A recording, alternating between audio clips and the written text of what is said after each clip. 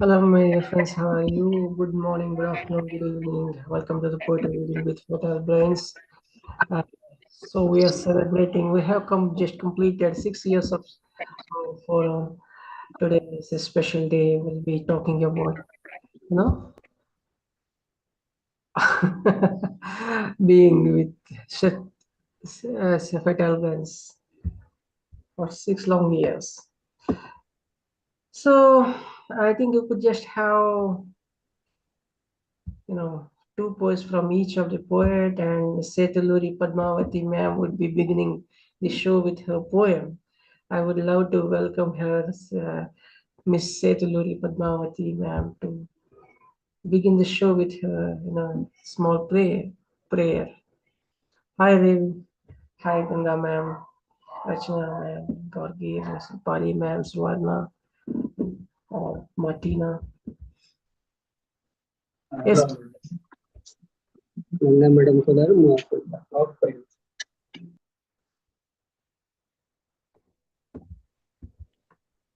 Hi, good evening, everyone. Am I audible? Hi, Prasanna. Am I audible to you? Yes, ma'am. Please raise your volume a little bit. Okay. Sorry. Okay, now is it Yes, clear? ma'am. Is it okay now? Yes, yes, ma'am. Yeah. Good evening, everyone. I'm going to sing a devotional song to have blessings from the Almighty.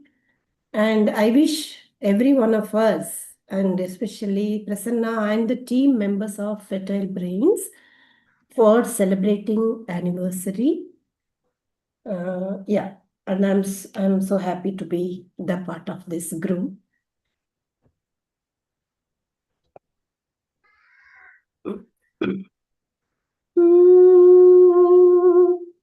నిగమ నిగమాంతవర్ణిత మనోహర రూప నగరాజధరుడా శ్రీనారాయణ నిగమ నిగమాంతవర్ణిత మనోహర రూప నగరాజధరుడా శ్రీనారాయణ నారాయణ శ్రీమన్నారాయణ నారాయణ వెంకటనారాయణ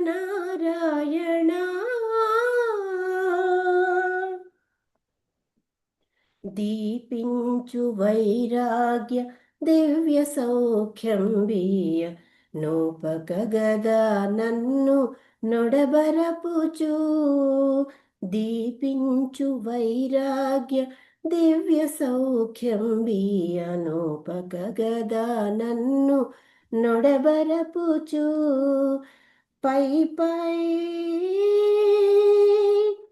పై పైనే సంసార బంధముల కట్టేవు నా పలుకు చెల్లునా నారాయణ పై పైనే సంసార బంధముల కట్టేవు నా పలుకు చెల్లునా నారాయణ నిగమ గమదని సగమ గసని నిగమ నిగమాంతవర్ణిత మనోహర రూప నగరాజధరుడా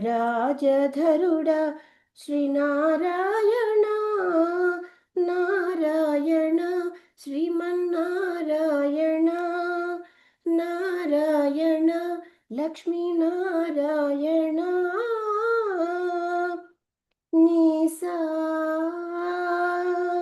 గస గస గస గస గా దని సగమగ సగమగ సని దస నీ సాద సగమ గమగ మదని దని స మగ స ని ద మగ స వివిధ నిర్బంధముల వివిధ నిర్బంధముల విడల బ్రోయక నన్ను భవసాగరముల దడబడ జేతురా దివిజేంద్ర వంద్య శ్రీ తిరువెంకటాద్రీశ హరే హరే దేవిజేంద్ర వంద్య శ్రీ తిరువెంకటాద్రీశ నవనీత చోర శ్రీనారాయణ నిగమ సగమగ సని దమగని నిగమ గసమగ దమని దసని నిగమ నిగమాంతవర్ణిత మనోహర రూప నగరాజధరుడ Sri Narayana. Thank you. Bravo, beautiful singing, ma'am. Beautiful prayer to begin with, and thank you for your wishes. And hope it would our journey would continue likewise as you wished. Uh, thank you for the beginning. Thank you And so much. I would now love to welcome Dr. Deena Padayachee to share his pieces. Thank you very much, Prasanna, and congratulations to all the people who are participating today to celebrate a very special occasion, our beloved Fertile Brains. And I especially want to honor Prasanna and his team for all that they do for us. Believe you me, coming from South Africa, it's wonderful to have an uncensored platform where I can express thoughts that back home is still find a great deal of opposition. Now, I've been starting my poems with a quotation, so I'm going to keep to that tradition. The first one, the quotation is, "Poverty is not a sin. It's the people who make people poor who are the sinners." I'll just repeat that. Poverty is not a sin. It's the people who make people poor who are the sinners. So the first poem is a poem of congratulations. It's titled Fertile Brains. Congratulations, Prasanna and the Fertile Brains, for providing a free platform for uncensored wisdom to prevail, uncensored truth to be said.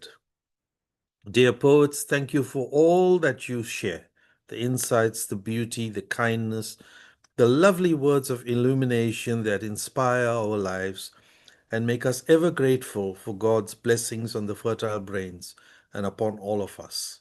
May we all take heart that there are still caring people of honor in the world. Let us be grateful for the courage and the love that is shown in the face of violation, legal injustice, persecution, and mendacity. Let us be grateful for the lack of lying propagandists among us. Let us celebrate the poets who regularly love us with their words, bless us with their thoughts, and help make our lives iridescent with their humanity. God bless Prasanna and his team for all the work that they do for us. God bless the whole world of God for allowing more love to prevail, more happiness to bloom, more sweetness and civilization to prevail. Despite the plethora, and I must say this, of brainwashed primitive predators who poison our beautiful planet. God bless the people of our planet to continue to love despite some of the tyrants and books that turn people into savages. Thank you. The second poem is a bit controversial. I hope it doesn't offend anybody. It's called Boomerang. They make themselves out to be gods, and we seek to be one of the gods. This poem was written during apartheid, so please forgive me if some people get offended. The vast lands that they stole from us, the 3 continents of people that they overwhelmed, the indigenous whom they wiped out, the genocide, the wealth that they purloined from us, the power that they acquired with our resources, has an ethnic repartee, a genetic boomerang. We strike at the very heart of who they are.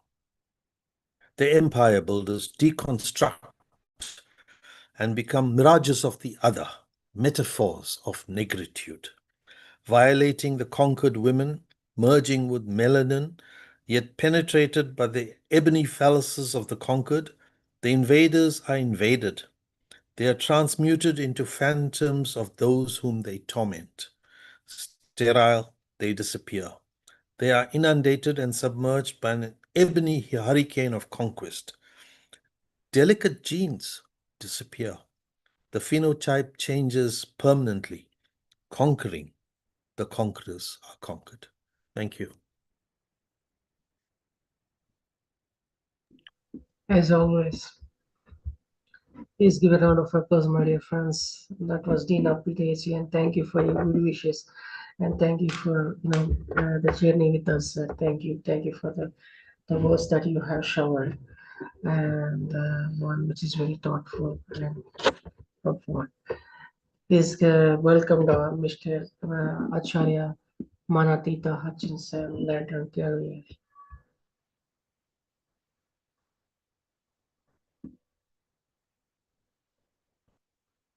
Lantern. Right. You want me to do a poem? Yes, sir. Please go ahead. Read. Om Bhuva Swaha Tatsavitu Varenyam Bhargo Devasya Dhimahi Dhiyo Yona Prachodayat. We meditate on the transcendental glory of the Supreme Deity, who is inside the heart of the earth, within the life of the sky, and inside the soul of heaven. May he, she stimulate and illuminate our minds. Congratulations, Prasanna, and your support team, and all of us here for providing this platform which inspires on a global scale and in an international community. My poem is called Beyond the Silence. There are those who are abused in silence without ever having given consent. Just as there are those who wake up in strange beds with the peeling away of dignity in their bones and copious tears in their hearts and souls. The way of the bully at school never changes. Power, ego, and greed fuel a mad thirst to conquer, and one uses this, which may also be accompanied by manipulative ways, long meticulous planning, and a barrage of subterfuge to achieve a heinous goal. Alas, the microcosm repeats itself in the macrocosm, and humans, environments, cities, nay, the global cause and its ecosystems suffer tremendous adversities. I look through history at humans' inhumanity to humans, and I see the same old vices repeating themselves over and over again. Science and technology have evolved much, but the same inner demons utilize this for abhorrent gains. I pray for the living, those who feel powerless and insecure because dissenting voices are silenced. I pray for the dead alive, dead because the empathy in their hearts has been overshadowed by the fire of greed in their minds and emotions. I pray to paradise. O great one, forgive us, I said in my silence. For even as my elder brothers and sisters, the corporate few, speak of peace, the moon and sun expose their ghouls and shadows, the thousand sufferings they create for your children. Love, ever compassionate, whispers, my child, there are moral and legal principles, but they fail due to avarice and the addictions of desires. Divine power never fails, but while you are made essentially in my image, my ways are inscrutable and not your ways. The cuckoo sings the most stunning melodies when it is lamenting the loss of its beloved. Will I not sing for you, my child? Only I am a farmer, tilling the ground, watering the soil, applying the manure, and awaiting the choice hour for your bumper harvest to take root, bloom, and manifest my blossoms. Be of good cheer. I have asked the jasmines to continue with the wafts of their redolence, even as the rose shows its sacrifice and charm. The starlings still chant verses, the sparrows and nightingales will soon create ballads for the arias of my victory. So be patient in your silence. With a heart of purpose, you may still wish to pray and act if you can, Yet never worry about what you cannot change, for I hold the keys to unfolding the peace that you seek. Will unfold it at my choice hour. Fear not, I am with you always, for together we are as one, an immortal journey. Mountain Carrier, thank you. Excellent, sir. If you want to share another poems, you could. Another poem? Okay. Right.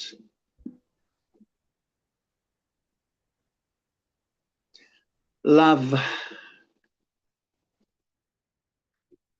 Love touched me.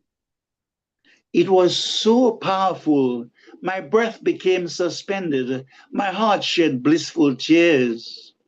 I had not previously bathed in this sweetness, and I was taken aback. In my drunken haze, I tried to comprehend its music, mesmerizing the alcove of my being. Alas, it was to no avail, for a compelling delight silenced the intellect and calmed my soul. I saw myself emanating rhythms from the majesty of the sun. A pulsating light took hold of my darkness, smashing it into a trillion fragments. I became merged in a cluster of twinkling stars. I swooned in reverie, as if inebriated with wine, intoxicated by the splendor of my eternal home. Mountain Carrier, thank you. Excellent, sir. Excellent. If you can't share anything, then just go ahead. Beautiful message interlaced. Please give a round of applause. That's please welcome Richard Spisak. Thank you so much. An honor and congratulations to Prasanna Kumar. Your generosity, sir, is touching so many lives. The work that you've done providing this platform, your generous hosting, you are a wonderful artist and a great host here at Fertile Brains. I have two little pieces for you. The first, I must ask you all to pray with me for peace. Too much war, too many innocent lives are taken. The country I live in has just recently attacked another country that's not attacked us. It is a crime. He should be dealt with. So I wrote this today. It's called No More War. Perhaps you think, like me, not one more innocent life need be sacrificed to set us free. No politician is hardly ever threatened by the Gatling gun, by the great explosions deafened. These madmen who plot and plan the choice of war rarely, if ever, find a soldier at their door. They spend the lives of humans as they plan the slaughter, heedless of the price in someone else's sons and daughters. They pound their chest and scream like apes, and yet never seem to ever face the sight of those who've lost their sons and daughters, felled by knives of lies and fallen in bloody slaughter. The cultivation of death machines drains the coffers and poisons dreams, that they can somehow calculate in long division the many human lives they steal with their heartless decisions. From lines drawn down upon the earth, should that avail us somehow? Not even in mirth? Yet these lines somehow divide in the minds of men, delineating neighbors, marking some as foreigners, no longer friends. Long lost neighbors, friends, and clans stand somehow different, separated in these politicians' plans. Human lives upon the earth, that these silly lines should mean so much less than mirth, and yet they somehow find their reasons to bristle and mark as deadly people who live in quite friendly nearby neighbors. No wonder mistrust abounds in man, such sure-sighted fools making these dangerous plans. I pray for peace and ask you to link hands in hope. Perhaps we'll find reasons to dance and treat this as a proper joke. We'll celebrate a peace that lasts after all the warmongers die off. May they quietly quietly pass, leaving only the pretty flowers on the grass. But I won't leave you with that sad, bitter note. I want to say this one. This is called There's Been a Mistake. I think there's been a mistake. There's been a mistake, a lovely mistake, the kind of mistake that puts fish in your lake, the kind of mistake that makes a baker's dozen look like your cousin counted. You should be so talented. There's been a mistake, the kind of mistake that presents an extra piece of cake on your plate, the kind of mistake that gives you rainbows at morning and then, without any warning, visits from friends where the fun never ends. They delivered extra joy this year. I saw them load the bundles and the boxes. It was clear. So last year there was a shortage, chum. I'm telling you now, come around. They're sprinkling extra joy in buckets, bags, and boxes. Some pulled in cute little wagons, pulled by foxes. Yes, that's it. Can you hear the sound? The music of children's laughter all around. Grab a ladle, spread it around. They've shipped extra joy this year, I found. Twice enough for everyone, every girl and boy stuffed with 10 times the extra fun. All you have to do is pick it up. They sent along great cups to help. Don't be shy, take one for yourself. It seems that all one has to do is pick it up. Don't wait, don't move, don't make a sound. Don't explain it or even floral rhymes expound. You can, as a useful grown-up near, point some out to the kids around here. And when you spot some of it, don't be lofty or even profound and leave it spoiling on the grassy ground. The way you can help is to spread it around. And when you spot some kid who needs some extra joy, whether they be girl or whether they be boy. Thanks, my friends. Thank you so much.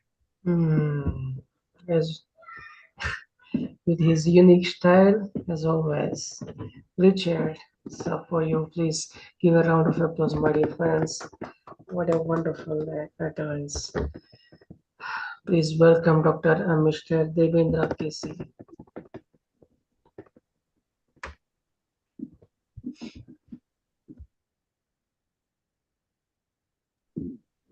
Please turn on your mic, sir. Good evening, everybody. Namaste and happy 6th anniversary to Fertile Brains. I'm new.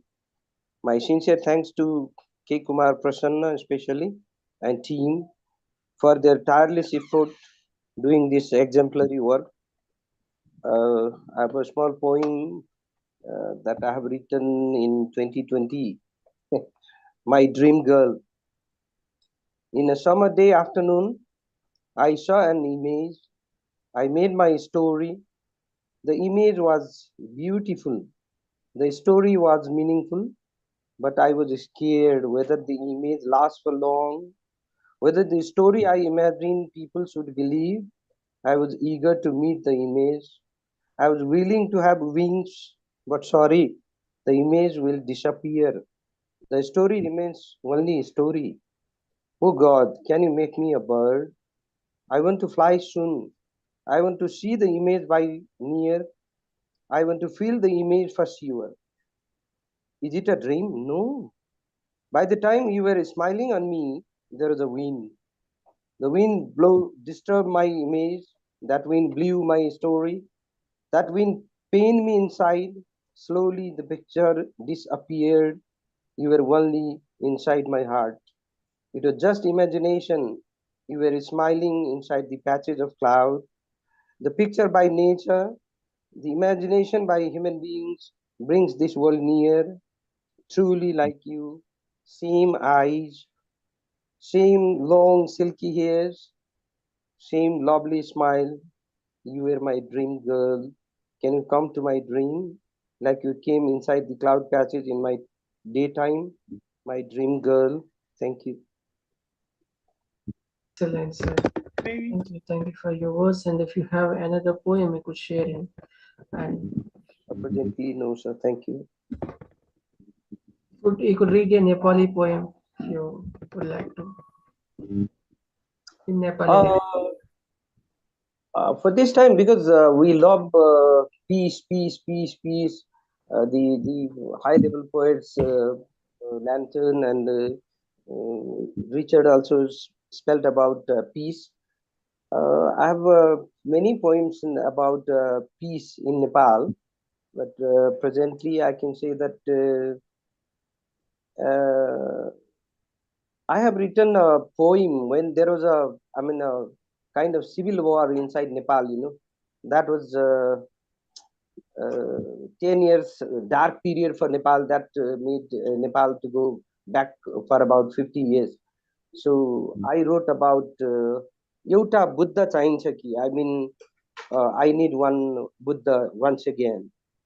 So the poem goes like this way. I will try to spell it in English also, translate. Dashain आयो तिहार आयो. These are the biggest festivals of Nepal, like Hindus. Dashain आयो तिहार आयो चाडबाड मान्नु पाइन्छ कि गाउँमा फर्की निर्धक्कले नाच्न गाउन पाइन्छ कि रोटे पिङ्ग लिङ्गे पिङ्ग खेल्न पाए पनि हुन्थ्यो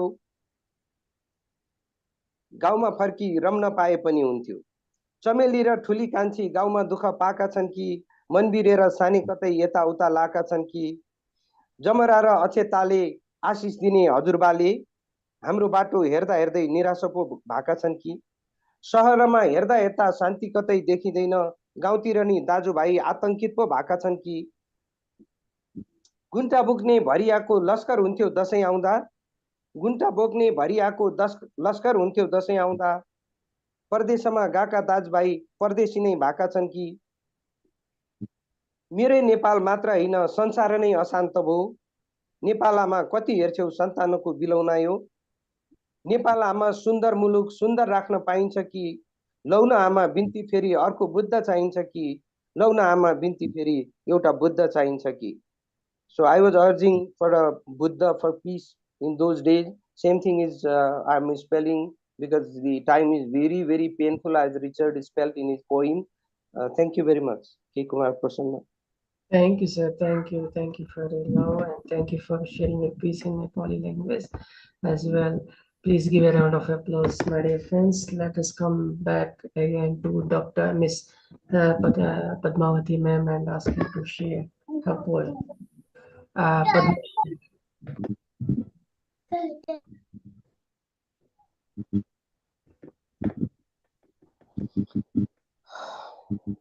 Hi, Prasanna. Did you ask me to? yes, ma'am. Please go ahead, ma'am.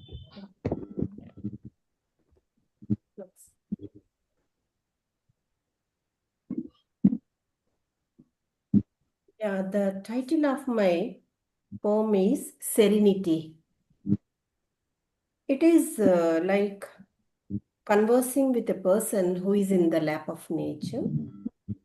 You're all ears. Roaring sea reminds your turbulence.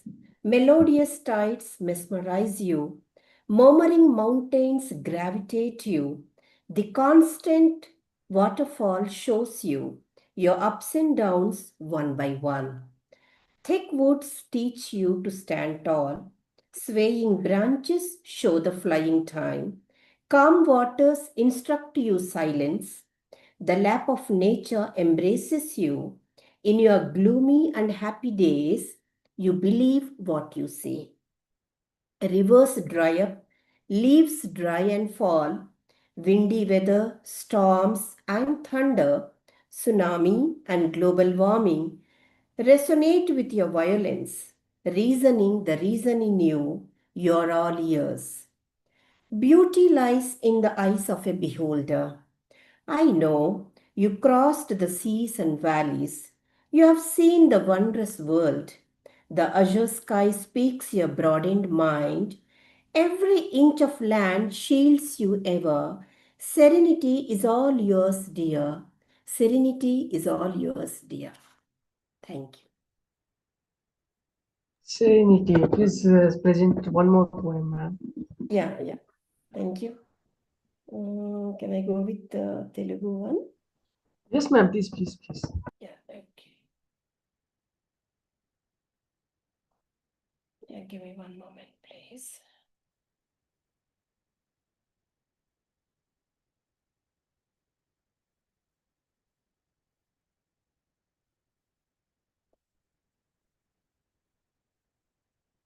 Okay, maybe it is about, it's about a common man who works very hard, people like us who tries hard for, earning bread and butter, whatever you call it. చిరిగిన చొక్కా చెదిరిన జుత్తు చెప్పులు లేని పాదాల అగచాట్లు డొక్కలు ఎండి ముడతలు పడ్డ మొహం కానీ కళ్ళల్లో వెలుగు కాళ్ళల్లో పరుగు ఆకలి సహనాన్ని పెంచింది పడిలేచిన కాళ్ళు తిరగబడ్డాయి వంచిన మోము ధైర్యంతో ఎత్తింది పడిలేచే కెరటంలా మనసు ముందుకెళ్ళింది కాసుల కోసం అనుదినం కష్టాలు కాయ కష్టం మనోబలాన్నిచ్చింది కడుపు నింపడానికి వాడి తపన కడుపు నిండిన వాడికి లేదే ఏ చింతన పేదరికం ఒక గొప్ప అనుభవం ప్రవర్తన నేర్పున్ పాఠాలు బోధించు ఎదిగినప్పుడు అణకువ కృంగినప్పుడు ప్రేరణ గురువు లేని బోధన ఇందులోనే సాధ్యం షడ్రుచులను చూసినవాడు ఏం చెప్పగలుగు ఆకలి బాధ ఇంద్రభవనంలో ఉండేవాడు రిక్షావాడి నిద్రరుచి ఎరుగునా పేదరికం శోధన సాధన తెలియజెప్పును ప్రగతి మార్గానికి ఒక నిచ్చెన అమర్చును. It's like maybe gist. Can I give a gist? Yeah, actually I translated it in English. Can I read it, Prasanna, in English? Yes, Miss Mukesh. Yeah. This is translated words. These same poem actually. Torn shirt, unlucky hair, troubles of bare feet, twisted bones, wrinkled face, but his brightened eyes, sprinting feet. Hunger increased his patience, fallen feet raised once again, bent face lifted with bravery, his soul stepped forth like a rising tide. His struggle for money, he gained strength in strife. His worry is to fill the stomach, the one who ate has no worry. Poverty is a great experience. It teaches attitude and life lessons. Humbleness in growth, inspiration in depression, with no teacher, possible lessons in poverty. Can a person who's fed tell about hunger? Does a rich man know the taste of sleep of a rickshaw puller? Poverty preaches discovery and practice. It also shows a ladder of progress. Thank you. Exactly, ma'am. Exactly. Yes, definitely. Please give a round of applause, my dear friends. That was Miss Padma ma'am's rendition. I hope you all like that. Please welcome our mentor, Dr. Roopali Sircar Gaur.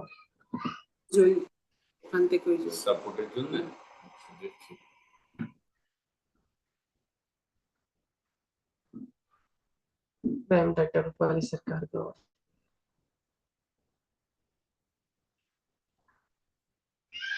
Thank you so much, Prasanna. This is a very special evening because, 6 years is a long time. And for one individual, of course, you have a team, but you've been doing it all by yourself, So you've been actually doing it all on your own. We've been joining you to perform, but it's been all your strength. It has been your commitment. You didn't miss a single Sunday. We miss so many things, but you never do. So what can I give you but my blessings? And what is very interesting to me is that almost all poets on this, I think everybody, has a similar particular kind of thought, thinking about peace, about the devastation around us, about colonization, about what colonization has done to countries, the kind of poverty that we have inherited, and that we have large numbers of people who are left behind. We're always talking about them. And poetry of protest, this is a special place. You're a man of peace, Prasanna, and Prasanna means bliss and happiness. So I'm going to read 2 poems, but both seem to be a little historical. This is, echoes our poets here. This is about when India was a colony, a British colony, once upon a time. The night shook me awake with a clang. Was it the rat trap which went snap shut? Or were the ghosts back again lurking around like they do in this sprawling, antiquated house? There are many such houses in the sprawling Meerut cantonment set up by bossy British more than 200 years ago. Scattered lie the broken cannons with no memory and the forgotten graveyards. In churches where prayers and murders are mingled, now flowers bloom in memoriam. God in India resides everywhere. Once upon a time, only white sahibs and mem sahibs strolled hand in hand in the green of the company garden. And on Mall Road, dogs and Indians were not allowed. The all-white skeletons are buried deep inside, unkempt, broken down, ignored graveyards. No stone whispers who they are. Bada Sahib, Lat Sahib, Mem Sahib, we no longer wish to resurrect them and our brutal bondage. At night, you can hear hoofbeats of horses near Prince Arthur, the Duke of Connaught's regal home. Terror-stricken drunkards and drug addicts keep off the streets. Queen Victoria's younger son's house stands majestic in the moonlit night. In the day, bustling bank now, at night the ATM machine blinks its presence. A sleeping guard murmurs in fear. On some moonless night, the headless horseman can be seen. On 10th May 1857, the revolt began at Sadar Bazaar, Meerut cantonment and spread forest-like to Lal Kurti and Topkhana, swamping the redcoats in the armory. With swords and guns and bullets and the cry of Inqilab Zindabad, long live the revolution, India's first war of independence had declared itself. It is these ghosts who now abound in the narrow back lanes of Topkhana Bazaar and Lal Kurti, where stacked milk cans stand sentinel and rows of tailors stitch women's clothes, quietly forgotten as the stories of bullets and brutality. Shops sell kachori and jalebi and sweet lassi, and fruit hawkers call out, knowing it's Navaratri. Biryani aroma in the air waft and tray loads of fried chicken await the breaking of the Ramzan fast. Congested with motorbikes, cars, cycles, rickshaws, and pedestrians, the city trembles with a life of its own.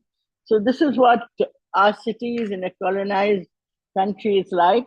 When people come to India and they say that, there's so much of poverty, we were made poor. We were made poor. And, as Padma had also talked about the poor, poverty, and also our poet from South Africa, Deena, that poverty is not something that, the poor are not criminals, we make them, we create them. Now, I have recently means just maybe just a week ago, brought out this book with a lady who was a student in St. Stephen's College in Delhi. It's called Kurukshetra, Between War and Peace. So this is a very special book. It contains many poems about war and peace and the internal Kurukshetra. You can buy it on Amazon, even if you haven't contributed. So this poem is called Between War and Peace. Between war and peace, there's a deathly choking silence of stunned guns and a smoke-soaked air claustrophobic with the stench of death and dying hopes. The peace that passeth understanding is now a peace of the graveyard. That is all. Poppies grow on Flanders field, absorbing blood and bones. They spread for vast miles, memorializing what wars can do. Each year we stand on street corners and sell red velvet poppies, cenotaphs heaped with withered poppies, keep alive forgotten memories. In wrinkled faces and trembling hands, you can see the shadowed past. For those who sheltered in bunkers and leapt across ravines and left off aircraft from the steel screeching sky, the past fades to return in technicolor. Exploding grenades, maiming memories like limbs blown off fields of stocking wine, and we wait restlessly for mythical peace to return to our heart. I've called it mythical peace because we keep wanting it and somehow not working towards it. But I think, Prasanna, that through this portal, we are working towards it. We are talking of peace, and I hope our words get across to our children. I saw Abir, your kid, your little child there, Manis, and he'll be listening, and he's going to carry forth this peace for us. Thank you so much. Thank you so much, ma'am. Indeed, we were made poor, not like. So, please give a round of applause, my dear friends. That was really beautiful togetherness of friends. Please welcome Miss Rachna Joshi. Rachna, this Martina Gallegos. Good evening, everyone. Yes, ma'am. Today I've decided to read two poems about Dehradun, which is a kind of hometown for me. Though I haven't lived there for very long, but my father's family used to belong to Dehradun and Mussoorie. So I'm going to read two poems about Dehradun. So this is called Driving to Dehradun. Driving to Dehradun, passing Duck Chick and Cheetal at Khatoli, seeing the travelers and itinerants. Having pakoras and chai with the canal nearby and the bridge. Attending the Doon readings at Hotel Aketa in Rajpur with Mountain Echoes, Penguin and Doon Library. Shekhar Pathak, Ruskin Bond and Anjali Noryal, Poetry of the Hills. The stately Rajpur Road with Dalanwala and Welham Girls High School, Astley Hall and Elora's. The Tibetan monastery at the end of the road near Sahasradhara, getting caught in traffic jams while returning on Easter from Dehradun. So that's the first poem. The second one is called Seema Dwar. This is also about Dehradun. Walking to Seema Dwar and eating khichdi, passing Jagdamba's shop at Indiranagar, Mrs. Chaturvedi's house and hearth, Shukla Marriage Bureau and Anurag Paudhshala. Sun Chasers, where Sumita ji is having a conversation with the owner, a budding romance. Thank you. Those are the two poems I wanted to read today. Thank you, ma'am. Thank you for coming and thank you for gracing. Please give a round of applause, my dear friends. That was Miss Rachna Joshi. Please welcome Martina Gallegos.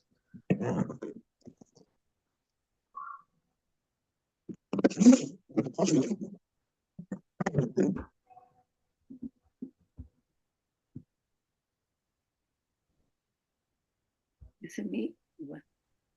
Martina Gallegos. Good morning. Good morning. Oh, well, good evening for you guys. Good morning for me. Yes. So, happy anniversary. And I wish I had an anniversary piece, but unfortunately, all the stuff that is happening in the United States with my Mexican people, it's about that. And this first one is called ICE. ICE stands for Immigration Customs Enforcement, but we call it Migra in Spanish, but in English is ICE, ICE. ICE rejoices and people starve. Now ICE walks rampant and kidnaps undocumented immigrants and citizens, and neither gender nor age matters. They grab equally, like in the harvest of corn.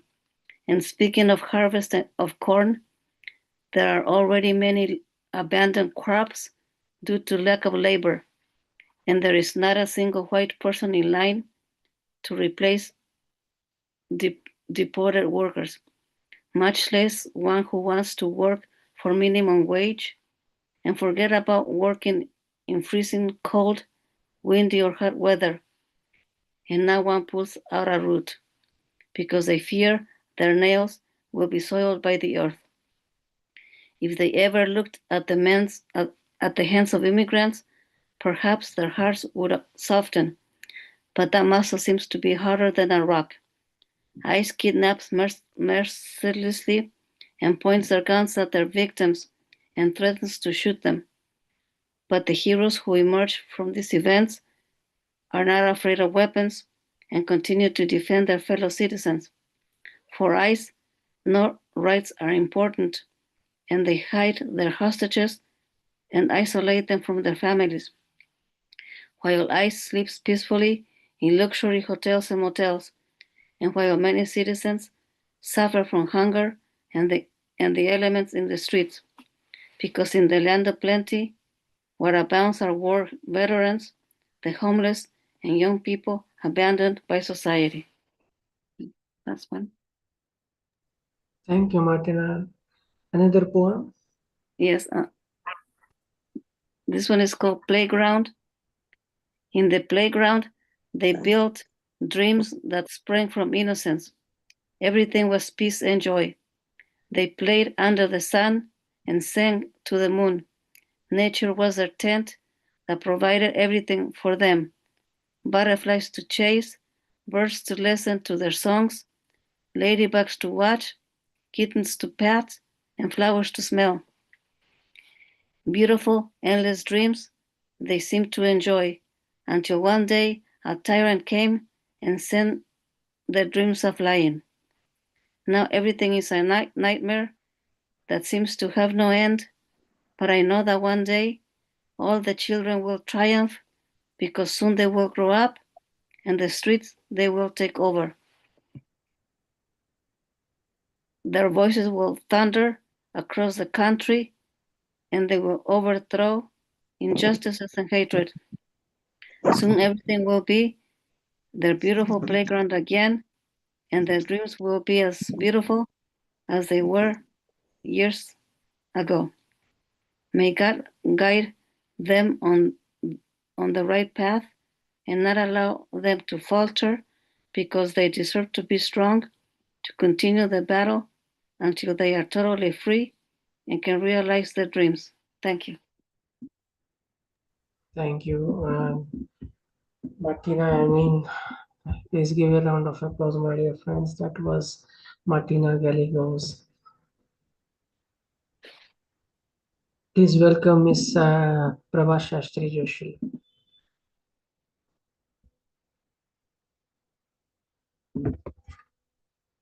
Good evening to everybody. First, I will read one Sanskrit poem, then I will read one Telugu poem. Okay, sir? Ekasmin rakshite jeeve, ekasmin rakshite jeeve, त्रैलोक्यं रक्षतं भवेत्, घातिते घातिकं तद्वत्, तस्माद् रक्षेत् न घातयेत्. అంటే ఒక జీవిని రక్షిస్తే లోకం రక్షించినట్లే, ఒక జీవిని హత్య చేస్తే 3 లోకాలను సంహరించిన దోషం కలుగుతుంది. కనుక మనం రక్షణ చేయాలి, హింస చెయ్యరాదు అని శివపురాణంలో చెప్తారు. అది మనం అనుసరిద్దాం. Now I will read one Telugu poem about my father. మా నాన్న నాకు 1.5 year పోయారు. నేను నాన్నని చూడలేదు, నాన్న పెంపకంలో పెరగలేదు. ఆ నాన్న గురించి నా మనసులో ఉన్నది రాశాను, చదువుతాను, వినండి. మా నాన్న లాంటి నాన్న ఎవరికి ఉండబోరు. మా నాన్న లాంటి నాన్న ఎవరికి ఉండబోరు. మహాత్యాగి, అమాయకుడు, తన సుఖం తాను ఎరుగుడు. రాత్రి పొగలు సంసార సాగరంలో ఈదుతూ ఉరుకులు పరుగులు. రాత్రి పొగలు సంసార సాగరంలో ఈదుతూ ఉరుకులు పరుగులు. శ్రమపడి అలసి పోడు, నిస్వార్థి. మా నాన్న రైతు, చేత నాగలి, మట్టి నీరు తడితో కాళ్ళు పగుళ్ళు. అమ్మ పసుపు రాసి ప్రేమతో కళ్ళకి అద్దుకుంటుంది. అమ్మ కాళ్ళకి పసుపు రాసి కళ్ళకి అద్దుకుంటుంది. చిరిగిన బనేనుకు అతుకులు వేస్తుంది. చిరిగిన బనేనుకి అతుకులు వేస్తుంది. కానీ మాకు కొత్త బట్టలేసి మురిసిపోతాడు. మాకు కొత్త బట్టలేసి మురిసిపోతాడు. పాపం పాపం మా నాన్న మా కోసమే కదా. పాపం మా నాన్న మా కోసమే కదా. చెమట్లు కాస్తే నా కళ్ళల్లో నీళ్ళు. శ్రమపడి చెమట్లు కారుస్తుంటే నా కళ్ళల్లో నీళ్లు. కారి కారి దుఃఖం ఉక్కుని వస్తోంది. నేను మా నాన్నను చూడలేదు. ఇదంతా మా అమ్మ చెప్పిన కథ విని నా కన్నీళ్లు కారుతున్నాయి. ఇప్పుడు నాకు 40 ఏళ్ళైనా ఆయన భుజాల మీద కూర్చోవాలని, పొరటగా ఉన్న ఆయన చేతులలో గీతలు గీయాలని ఎంతో ఆశ. ఎంతో ఆశ. నాన్న, ఓ నాన్న, ఎందుకు అంత తొందరపడ్డావు? స్వర్గం చేరి మమ్మల్ని దూరం చేసావు, అవునా? ఒకే ఒక్కసారి నాన్న నా కోసం పుట్టిరా నాన్న. నీ సేవలు చేసే కోరికలు తీర్చుకోవాలి. మళ్ళీ నీతో అమ్మతో ఆడాలి, సేద తీరాలి. అదే నా తీరని కోరిక. అదే నా తీరని కోరిక. నమస్తే. Thank you very much. Prasanna, thank you very much. Thank you. You can explain others in English, Padmavathi. నమస్కారం అండి పద్మావతి గారు. హైదరాబాద్ లో ఉంది. Hello ma'am. హైదరాబాద్ ఎలా ఉన్నారు? మీరు బాగున్నారా? బాగున్నానండి. ఇవాళ పొద్దున్న వచ్చా. మీరు వచ్చారా హైదరాబాద్ కి? ఏదో అవార్డు ఉంటే వచ్చాను. Oh very nice, very nice. కింద ఓకే. ఎక్కడ మ్యామ్ హైదరాబాద్ లో? ಏನದು Sainikpuri. Okay ma'am. Okay. You can tell others. Please explain them. I can't. Sure, ma'am. Sure. Yeah. Thank you. Prasanna, can you?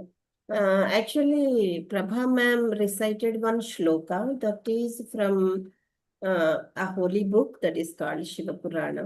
And according to the shloka, she told that we need to protect others. That's what she doesn't want us to harm anybody. That's what the gist of that shloka. And the other poem she wrote about her father, whom she lost when she was 1.5-year-old child. So pity. So sad to know that, ma'am, you lost your father when you were a child. You did not even see him.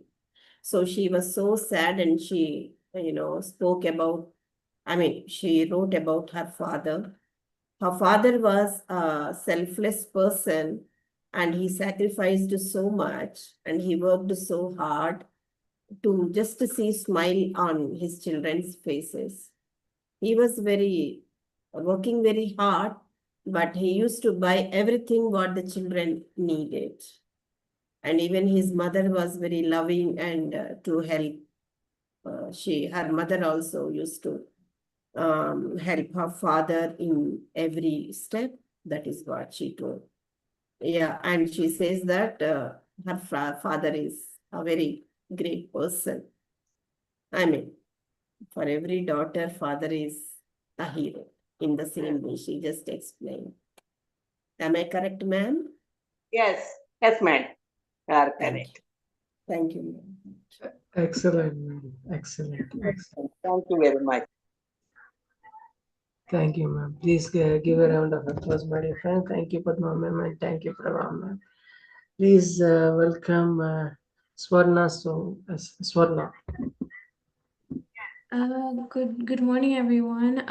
I just wanted to say that This platform is very unique for me because I grew up in the US, but I have heritage of India. So I understand some Hindi and some Telugu, and I understand English. So it's just it's a mix of diversity, and everybody's so different in their voices too. And that's wonderful to see. And I just love coming here because I get to learn so much from other people. So thank you so much, Prasanna. These are my two poems. They're untitled. The first one goes like this. Breathe in the unfairness of life. Breathe out the unfairness of life. Then let it go. I almost went to jail for the murder of my ego. You don't understand what it took to kill that thing. I suffocated it with humility. I strangled it with self-compassion. I stabbed it with my sense of duty. I made sure it was dead and all the lights were on to kill this little ball of darkness. They told me it was indestructible, and I almost believed them too. After all, what kind of person doesn't feel pride for what they do? A person without ego, that's who. They had never seen such a person function without an ego, thought the ego was a body part when it was really a parasite leeching off of the power of light.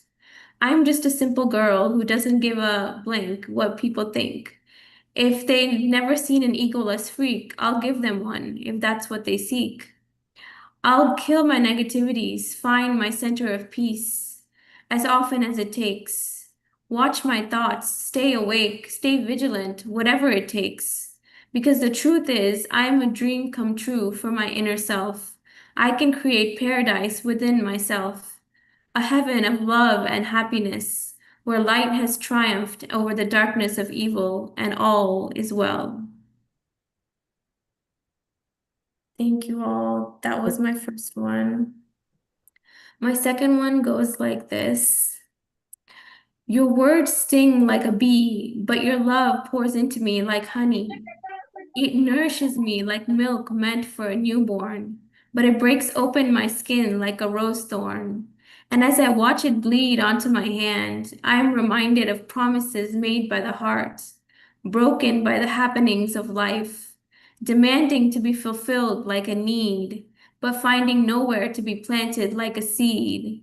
Watering vows of the soul is how we keep ourselves tied together. But I am just satisfied putting together shattered pieces trying to make us whole. It hurts to watch you try and fail to give me what I think I need. But maybe if you could just take a step back and breathe, it would make more sense to take a leap of faith to make it all make sense. Grab a vine to cut through the jungle of all the nonsense. Watch me as I enter this new phase, refusing to be shrinked by the expectations I have put on others to fulfill me in the strangest of ways. For love is holy, always has been, always will be. For love is holy today, and today I choose to throw away my begging and chasing and ask no more of others what I can do for myself. I am an independent woman because I can change myself at will. I can start today, really dig deep and find the love I feel for myself. For my heart deserves to be on solid ground. And when a heart breaks, does it even make a sound? I don't want to search for love. I want to be found by love, chasing me around town, begging me for her soul back in return for her crown. Wow, that was powerful, Swarna. That is always your, whatever you read, it turns out to be very powerful expression. Please give a round of applause, my dear friends. Please welcome Miss Gargi Saha, Dr. Gargi Saha. Dr. Gargi Saha.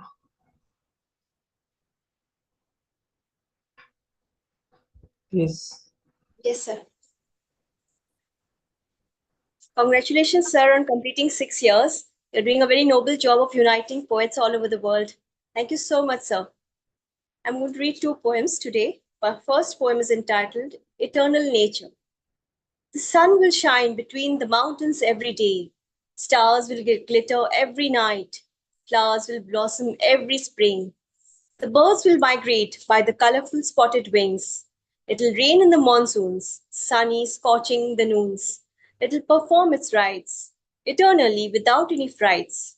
Doesn't listen to anyone or care any rule or change. All tribulations patiently manages. Blissfully, innocently carried out its deed. Doesn't bother for human excesses or needs. Such meditating monk is none but alone the nature. Uniformity, accuracy, vivid varieties, preacher. Thank you. Can I read the second one, sir? Second one is the sinner of all sins. Let me empty the heart so full of words that stretched like the dagger so long and pricked like the piercing thorn, and be as free as a bird, as peaceful as the gazing herd. The ambitions that fire, the envy that burnt like fire, the criticisms that burst like the crackers, the misplaced pride, ego, like a punctured tire, the wrath that dissolved all nobility, the duality that crushed the simplicity, the selfishness that abounded in miserliness, all the virtues that flew like a kite, weightlessness as the feather light. Forgive the sickened soul of all evils, endow godliness, efface, abolish, banish the devil. Thank you. Banish the devil. Thank you, ma'am. Thank you for reading out and thank you for being part of the hotel. Please welcome Mr. Ray Whittaker.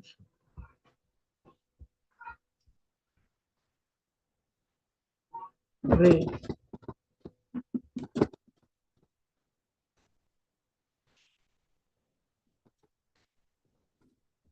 Ray Whittaker.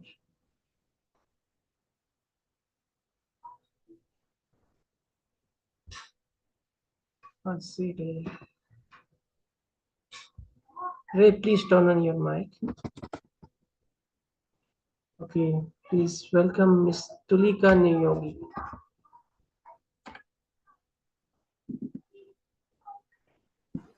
Miss Tulika Niyogi. Hello. Am I audible, Prasanna? Yes, yes, ma'am. Hello, good evening, good morning to everyone here. I think this is second time or third time I'm joining Fertile Brains, and today is a very important day, very precious day. Huge congratulations, Prasanna, to carry on this journey of poetic world and poets, and we all gather here. And it's always very nice to interact with everyone, to listen to everyone. So as Dr. Roopali just now she mentioned about soul journey, like everyone is moving ahead with their own things around. And I have written something on a solo journey.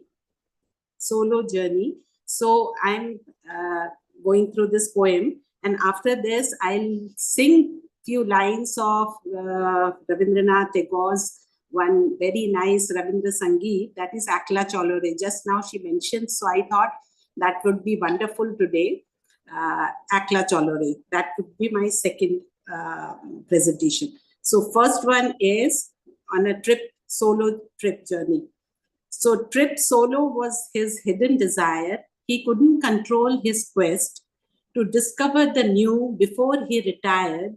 He set off with his backpack, his craving for self-discovery and clarity, away from the chaos of life, a soul-searching journey, peace of mind and divinity, because he understood the truth of life to reflect the spirit of light, not afraid of making it alone.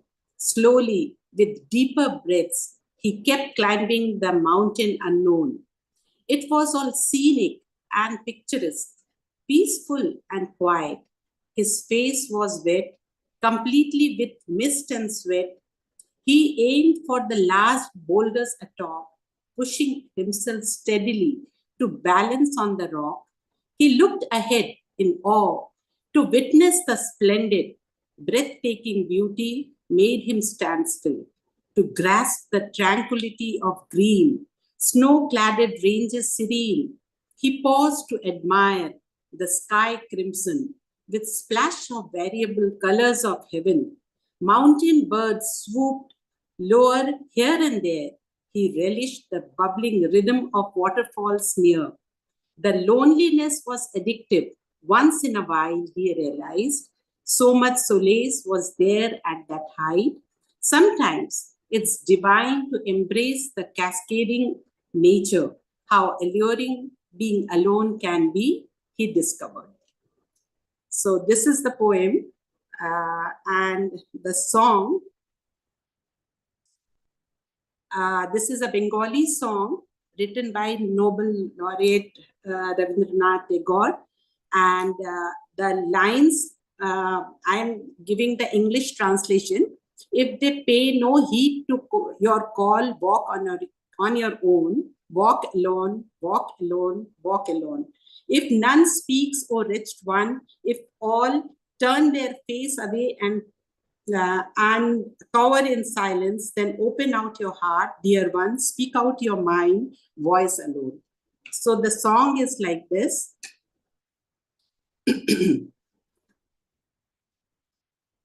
যদি তোর ডাক শুনি কেউ না আসে তবে একলা চলো রে, যদি তোর ডাক শুনে কেউ না আসে তবে একলা চলো রে, একলা চলো, একলা চলো, একলা চলো, একলা চলো রে, যদি তোর ডাক শুনে কেউ না আসে তবে একলা চলো রে।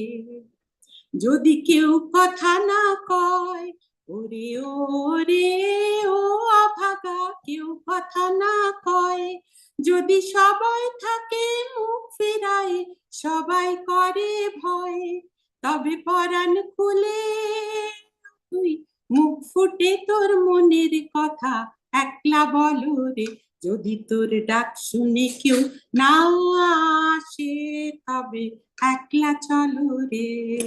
Thank you. Thank you. Please give a grand applause, my dear friends. That was... Thank you so much, Tulika. And this song epitomizes Prasanna. Yes. You just said and I sang this. But of course, Prasanna is more like Pied Piper of Hamelin, you know. He's the Pied Piper. It is a wonderful experience. Thank you, Prasanna. Thank you to all of you. Thank you, ma'am. Please give a round of applause, my dear friends. That was Tulika Niyogi. You should, Prasanna, feel very proud of yourself. The kind of contribution you're making and have made and continue. And I'm actually very, very impressed by your commitment. You know, that is so important. Sincerity, commitment, the sense of responsibility that you have. I know sometimes you've not been well and yet you have run the show. You know, and those are the things that I really admire about you. Thank you so much. And they say that if you love someone, please show it. So I do love you very much. Secondly, Dr. Roopali, he fights through all the adversities that, you know, God has given us all challenges, and he deals with his in a very quiet way and still manages to think of humans in a very empathetic way. It's a gift from heaven. And I appreciate it very much. Thank you, sir. Thank you. Thank you for your blessings, ma'am and sir. Please welcome Mr. Mrinal Kanti Ghosh. Mr. Mrinal Kanti Ghosh. Mrinal Kanti Ghosh. Ray Whittaker. Good morning from Colorado, U.S. I would want to say that congratulations to Prasanna for your 6th anniversary and the work that you are doing toward the international community. Your platform has reached me in a large way. You're the very first international platform I ever have participated with. And in going back over my records and my notes, I see that it's been 3 years of your 6 years that I've been a participant. And I look forward to 3 more years. I look forward to the opportunity to meet poets internationally and to hear their expressions of desires for world peace and loving one another. And I thank you very, very much for doing all the work that it must take to do this for the world. I have 2 poems today. They're not long, and I chose them today because they have some international component, something that may relate to cultures around the world. So we'll start off with the poem that I call Petroglyph. High up on a canyon wall, a long panel of sheer desert lacquer inscribed. Sunshine just breaking through illuminates the symbols there, leaving us to wonder. Those man-like figures bring questions to we moderns, standing sentinels for 1,000 years, centurions now for lost meaning, a 2-dimensional showing. The rock face hammered so long ago, perhaps by the artist of the clan, who, like all artists, was little understood by the rest of the clan, who were only concerned with the next meal or the children. A way of well-being placed just so, not perched on a wooden ladder, leaned on a cliff face, drawing a male figure for time to interpret. Thank you. And this next one is called Water. Again, I tried to choose 2 pieces today that would be relatable to diverse cultures. But this one is called Water. The headwaters of the Rio Grande River are roaring, full of snow melt, poured down from high peaks, rivulets filling rocky watercourse ways, those filling small gorges in the high rocks, all of it pouring over cliffside, falling 250 feet, leaving a wee rainbow of mist in the air. The Rio Grande flows its way to Texas, and here the headwaters are angry. Crossing this is now impossible, and a noisy roar from the churning washer collides. Even Brother Moose, daring to cross, has trouble. The water could be the trouble with the constructs of men. Anger, trepidation, buffeting, thundering. The mountain gods voice their opinions with lightning. Strong winds tug at trees. Our Native Americans say that we are the water, because well beyond a wet, beyond the feel of humidity, to the forests, the trees, the animals, and even when we are laid to rest in the earth, the flow continues as the earth gladly accepts us. Everything returns in a cycle as old as time and ends up in the rainwater falling. Thank you. Brilliant, sir. Brilliant. Excellent. What a thoughtful rendition. Please give a round of applause, my dear friends, and thank you for your kind words as well. Please welcome Mrinal Kanti Ghosh. Mr. Mrinal Kanti Ghosh.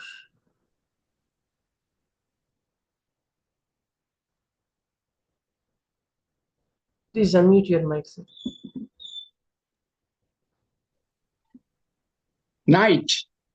Can you hear me, please? Yes, sir, please. Night, an yonder moon of gold becomes, oh come, while night in phantom light listless us beholds. এখন গভীর রাতে সোনামুখী চাঁদ ডাকে, আয়, আয়, আয়. My second poem Mountain. Even atop a mountain, as I stand, you remain. In showers of dark rain, while I against the light give you tender cover, and sunset hears our oath. পাহাড়ে দাঁড়াবো বলে পাহাড়েই দাঁড়াই, অন্ধকারে স্নান করো সূর্যাস্ত সাক্ষী থাকে, তোমায় আড়াল করে অন্ধকারে দাঁড়াই, পাহাড়ে দাঁড়াবো বলে পাহাড়েই দাঁড়াই. Thank you so much. Thank you so much, Prashant. So beautiful, sir. So beautiful. Thank you for coming and every week. Thank you so much. Thank you, Prashant. Thank you, sir. Please welcome Mr. Vachasri.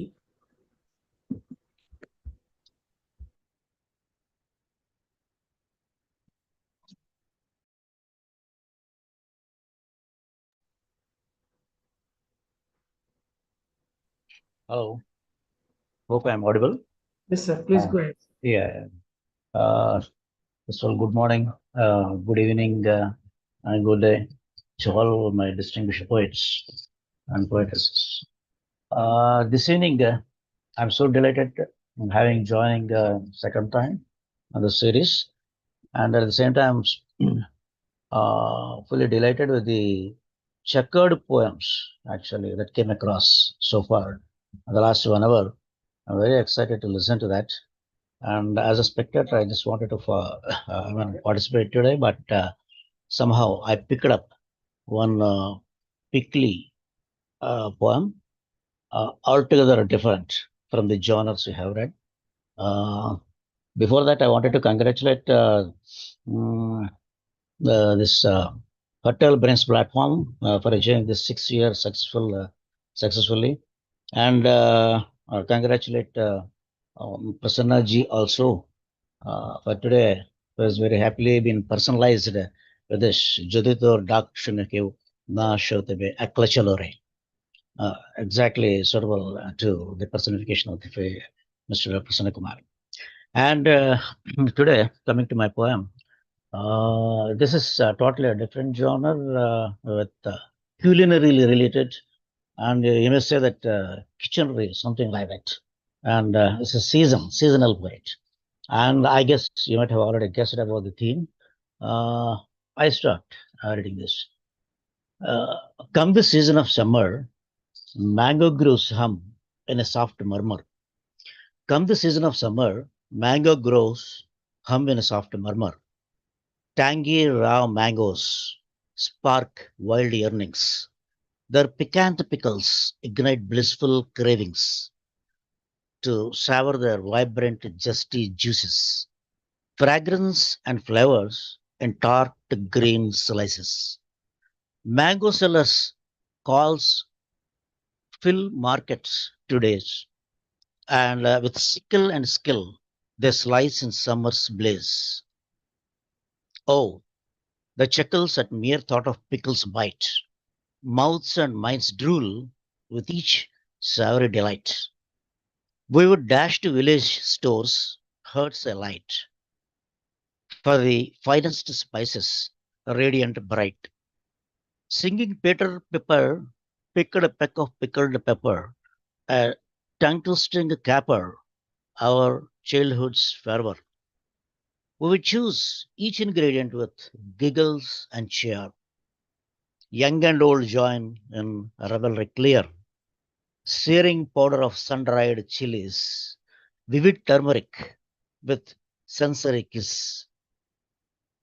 Bitter, nutty fenugreek, finely milled, rock salt, crisp brines filled. Tart tamarind and golden garlic sting. Earthy mustard, dust with a fiery zing. Blended with sesame oil or til oil, I think. Silky sheen, blended with sesame oil's silky sheen, jarred to measure in porcelain jars gleam. Oh, this avakaya pickle, the pride of Telugus. This ticklish pickle, now a globe muse, to thrill our taste buds with flavors supreme, tastes that bind our culture through time. that echo the warmth of family legacies, weaving our cherished cultural memories. Thank you very much. Wonderful expressions, sir. Please, if you have any second poem, you could go ahead, sir. A short one, maybe. Very. Are in Telugu? Somebody today has picked up a poem from Nepal, I think. So that's why I carry on with that. All falls. Heading is all falls. Mulling to pen a pretty poem on a pal is like filling hearts with thrills of intimacy. No exception to the sweet ties of Indo-Nepal, while inking a well-synced cultural legacy. When sagas of our friendships are so long, a reminiscence of it brings joy forever. From Shakya to Prachanda, harking back all along in a nice heritage that brings folks nearer.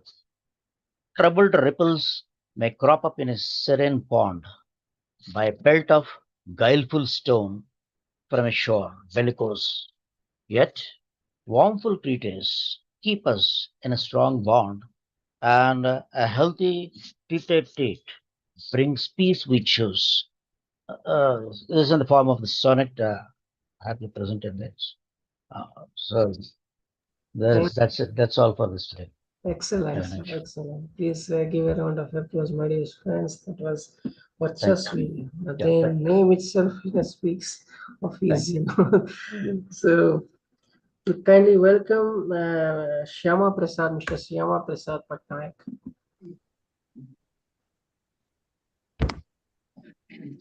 Good evening, Prasanna ji. Please go ahead, sir. 1 minute, sir.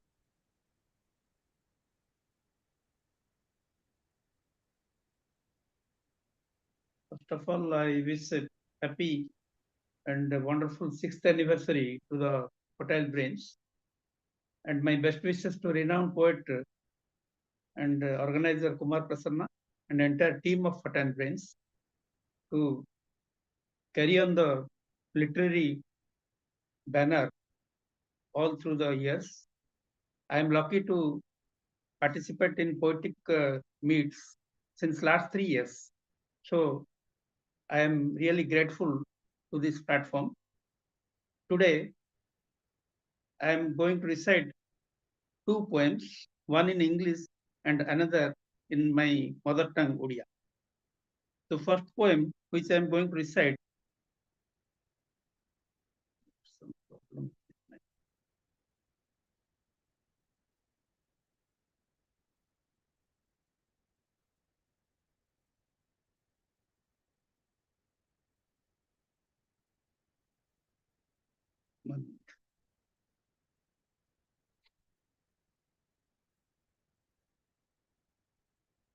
better I will recite my first poem in Odia, my mother tongue, then I will recite in English. The last month in May, we observed Mental Health Month. So my poem is about recovering from depression. The title of my poem is Abosadaru Muktira Ananda.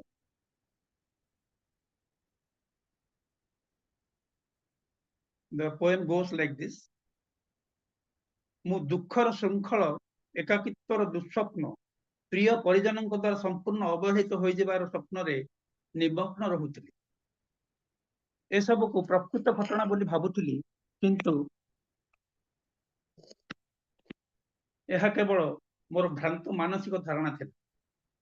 ଜଣେ ଅଭିଜ୍ଞ ମନସ୍ତତ୍ତ୍ୱବିତ୍ ମୋର ଉଦାସୀନତା ନିରାକରଣ ପାଇଁ ସତତ ପ୍ରଚେଷ୍ଟା କରିଥିଲେ। ମୋର ପ୍ରିୟାର ଆକସ୍ମିକ ଅକାଳ ବିୟୋଗ ମୋତେ ଅବାଞ୍ଛିତ ପରିସ୍ଥିତିରେ ଅନାୟାସ ଛନ୍ଦି ଦେଇଥିଲା। ଏହି ଦୁଃଖଦ ଘଟଣା ଦ୍ୱାରା ସମ୍ପୂର୍ଣ୍ଣ ଚକିତ, ହତବାକ୍ ଏବଂ ମାନସିକ ଆଘାତ ପ୍ରାପ୍ତ ହୋଇଥିଲି। ମୁଁ ନିଜକୁ ସମ୍ପୂର୍ଣ୍ଣ ଏକାକୀ, ନିଃସଙ୍ଗ ଏବଂ ମୋ ଜୀବନ ଅତ୍ୟଧିକ ମୂଲ୍ୟହୀନ ବୋଲି ଭାବୁଥିଲି। ମୁଁ ନିଜକୁ ଅସନ୍ତୁଷ୍ଟ, ସମ୍ପୂର୍ଣ୍ଣ ଏକଲା ଏବଂ ଦୁଃଖଦ ଅବସ୍ଥାରେ ପାଇଥିଲି। ମୋ ପାଗଳପଣ ମୋତେ ଭିଡ଼ରେ ହଜାଇ ଦେଇଥିଲା। ପରିଶେଷରେ ମୁଁ ନିଜ ଦୁଃଖ ଭୁଲି ଯିବାର ସକ୍ଷମ ହେଲି, କିନ୍ତୁ ଏହା ପୂର୍ବରୁ ବନ୍ଧୁମାନେ ମଧ୍ୟ ଶତ୍ରୁ ସଦୃଶ ଲାଗୁଥିଲେ। ମୋର ଡାକ୍ତର ମୋତେ ସଙ୍ଗୀତ ସହିତ ସନ୍ତୁଳନ କରିବା ଏବଂ ନିୟମିତ ଶ୍ୱାସକ୍ରିୟା ବ୍ୟାୟାମ ଏବଂ ଧ୍ୟାନ ଅଭ୍ୟାସ କରିବାକୁ ପରାମର୍ଶ ଦେଇଥିଲେ। ଅବସାଦରୁ ମୁକ୍ତି ପାଇବା ପରେ ବର୍ତ୍ତମାନ ଆରାମ ଏବଂ ପୁନର୍ଜୀବିତ ଅନୁଭବ କରିବାର ସୁଯୋଗ ଲାଭ କରିଛି। ଅବନତିରୁ ମୁକ୍ତି ପାଇବା ପରେ ସେହି ଦିନ ଗୁଡ଼ିକର ଅବସ୍ଥା ଏବେ ବି ମୋର ମନେ ପଡ଼େ। ଭୟାର୍ତ୍ତ ମାନସିକ ସ୍ଥିତିର ମୁହୂର୍ତ୍ତ, ଭ୍ରମାତ୍ମକ ଚିତ୍ରର କୁହେଳିକା, ମରିଚିକାର ଭ୍ରମ ଏବଂ ମାନସିକ ଦୁଶ୍ଚିନ୍ତା ଗୋଟି ଗୋଟି ହୋଇ ଉଭା ହୋଇଯାଏ। ତ ଇଏ ଥିଲା, this was my Odia rendition. The next poem which I am going to recite is in English. It is dedicated to my mother. The title of my poem is My Mother, a Celestial Star. Here it goes. My mother is a wish-fulfilling goddess on this cosmos. My mother is a wish-fulfilling goddess on this cosmos. She alighted as a divine fairy riding a white unicorn. She was an elegant angel, took away all my pain. She taught me primary lessons of humanity, courage and kindness. My mother, an epitome of love and affection beyond borders. She infused her sacred and sublime blood through my veins. A celestial star guides me through darkness to effulgent illumination. She constantly encouraged and inspired me to accomplish cherished goals. Though physically absent, in cool zephyrs, her divine auras felt. I can feel her supreme presence in every smiling blossoms. In deep murky nights, I could perceive her ethereal presence. Beholding fallen stars, I wish adorn her womb each birth. And that is the end of my recitation. Thank you. Excellent. And again, congratulate everyone, and especially Prasanna sir and his team on this occasion. Thank you, sir. Thank you for your support and encouragement as well. Please give a round of applause, my dear friends. Please welcome Henry L. Jones.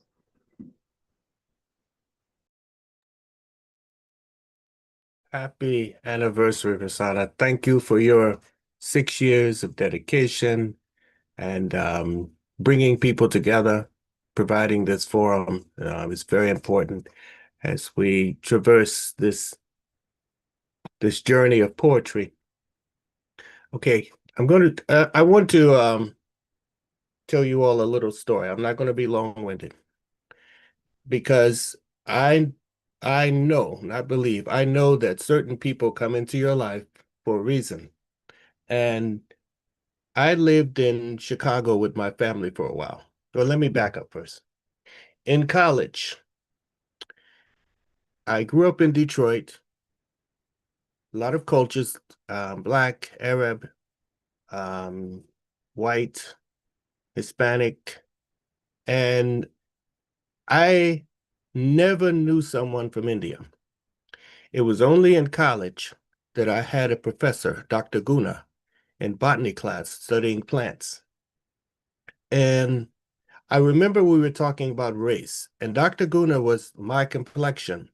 And I went to a predominantly Black school, Fisk University. And we were talking about race because something was happening in the country. And he then told us about his life because this school was private and small, and we got the chance to hear stories about professors. And Dr. Guna, that's his short name. He grew up in India, in a very impoverished area, and he became a scientist to learn about better ways to grow crops. And he talked about the British and what they did in India. I never knew about that. You know, I was focusing on our culture and American culture. I knew about Gandhi. I knew about that, but I never met someone that had a direct experience to that. Fast forward, when we had our first child, we put her in a nursery right down the street from our house. And there was a woman from India, She'd wear these beautiful saris, and her name was Miss Latsky. And every morning she spoke to me. And one thing I noticed in terms of interaction, now this is Chicago, you have a lot of different people. And Miss Latsky would say, "Good morning, Mr. Jones." And we'd talk. It was this little desk that you check in. And there was my daughter. And we'd talk. And I'd always comment how beautiful, I'm an artist, so I'd talk about how beautiful her clothing was and everything, the colors, and she'd tell me about the patterns and so forth, and we became friends. And we talked about language because while there, they're white, she was the only person of color that worked there. They did not call her by her name. And she was talking about how when you interact with people, the how you address them says more about how you see them. And they never called her by her name. And I noticed that the whites that work there never called me Mr. Jones or anything. They just start talking. And I remember that as a word person. Dr. Guna, when I was a scientist, biology going into research or medicine. And Dr. Guna was very influential because he said, look, if art is your passion, he said, you'd be a great researcher. But if art is your passion, you can obtain grants and things. You must put yourself in the passion and see how you're going to help contribute to the world. He was one of those professors that really influenced me. Miss Latsky, we had this interaction. And the most moving point, I didn't realize this. She told me her granddaughter was going to school there, and the kids wouldn't talk to her with her granddaughter and so forth. And anyway, my daughter and her granddaughter were good friends, invited them to the granddaughter to our my daughter's birthday party. We live right down the street, not even a block away. And when they opened the door, her granddaughter ran to my daughter and they played together. I knew nothing about that friendship, but it really moved me. And we lived near a park.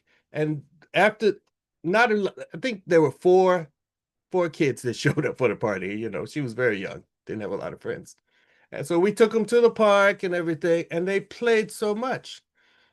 Fast forward again, I've met via the internet good friends such as you, Prasanna, Santosh, Lantern, he left. And when I meet people like Santosh, we found we had this wonderful connection through King and the King family, and then her books and things. And when I meet people, I know that there is a reason. And it may not be revealed at the beginning, but things grow.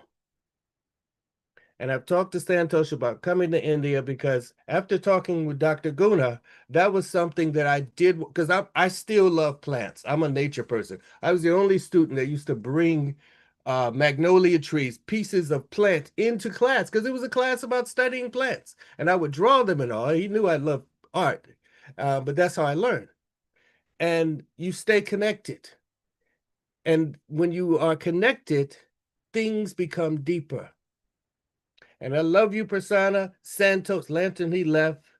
You guys, and I cherish what you've done in the past and what you're doing. But being connected is very important. And Prasanna, this is what I love here, what you're doing. 6 years of maintaining a connection with people. And I think, I don't remember who said, even when we weren't here, you were here. And there's some poetry forums, they're like, oh, I got to cancel, I'm tired. But you were here. And if this was a job, you should get Employee of the Month, Employee of the Year, because you are always here giving and giving and giving. And I want to applaud that. So that's my first poem, not a poem. And, you know, I was watching CNN, I'm sorry, because of, you know, the nightmare going on. Because I didn't think that we would be in this mess, but I suspected we would be. So thank you, my brother. Thank you very much for what you do. Let me, and this poem is titled, We Are Many. I had set aside two. I'm going to read the short one. We are many. We are many. We are many still wanting to feel free, which means we want to know peace. We are many still looking to know hope, which means we want to see our justice. We are many still searching in their eyes, which means we want to see their pain. We are many still searching for relief, which means we want to feel calm. We are many still searching for love, which means we want to become us. We are many still trying to hold on, which means still trying to hold on. We are many still becoming fewer, which means we want to still live. We are many still listening to their words, which means we want to understand. We are many still searching for justice, which means we want to hope. We are many still trying to survive, which means we want to stop the genocide. Thank you. Thank you, Andy. Thank you. Really. Thank you. Thank you. Yes, go ahead, please. Please go ahead.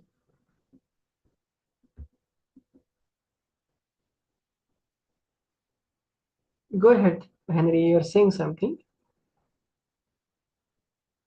Thank you. I didn't want to eat time. All right. The second poem.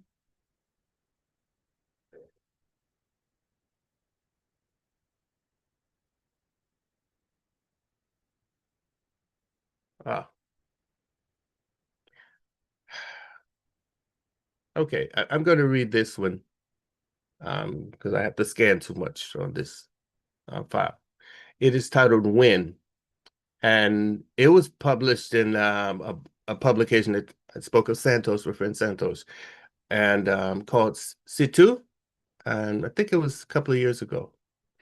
And we have such incidents going on in this country with ICE and just all over the place. It hasn't stopped. When the dogs were used against us, we stood as sharp teeth tore clothes and flesh, trying to stop our resistance with rapid fear, but our focus was on the change to come. When the police beat, stomped, and dragged us, we kept our bodies tense like steel beams, building more strength in our foundation as an unyielding force for change to come. When we were spat on by many to anger us, we looked beyond their expanded pupils, full of hateful visions to end our lives as our tears mixed with their fuming froth. When our legs became tired from the marching, we kept stepping one foot over the other, not thinking about the tormenting pain, pushing forward to embrace true freedom. Thank you. That is it. That's a lot shorter than the other. Thank you. Thank you, Andy. Thank you. That was the first time reading it, and so I love that because I sent it in, and this is the first time reading it, so that's better than the other one. Thank you, Andy. Thank you. Please give a round of applause, my dear friends, and thank you for sharing your story of backstory, and thank you for your words. Please welcome. Please give a round of applause and please welcome Dr. Jayashree. Namaste, Prasanna Kumar. I am very much thankful to you and congratulate you on the 6th anniversary of Fertile Brains. So, in this happy occasion, my poem is on your fertile brains only. Only one poem.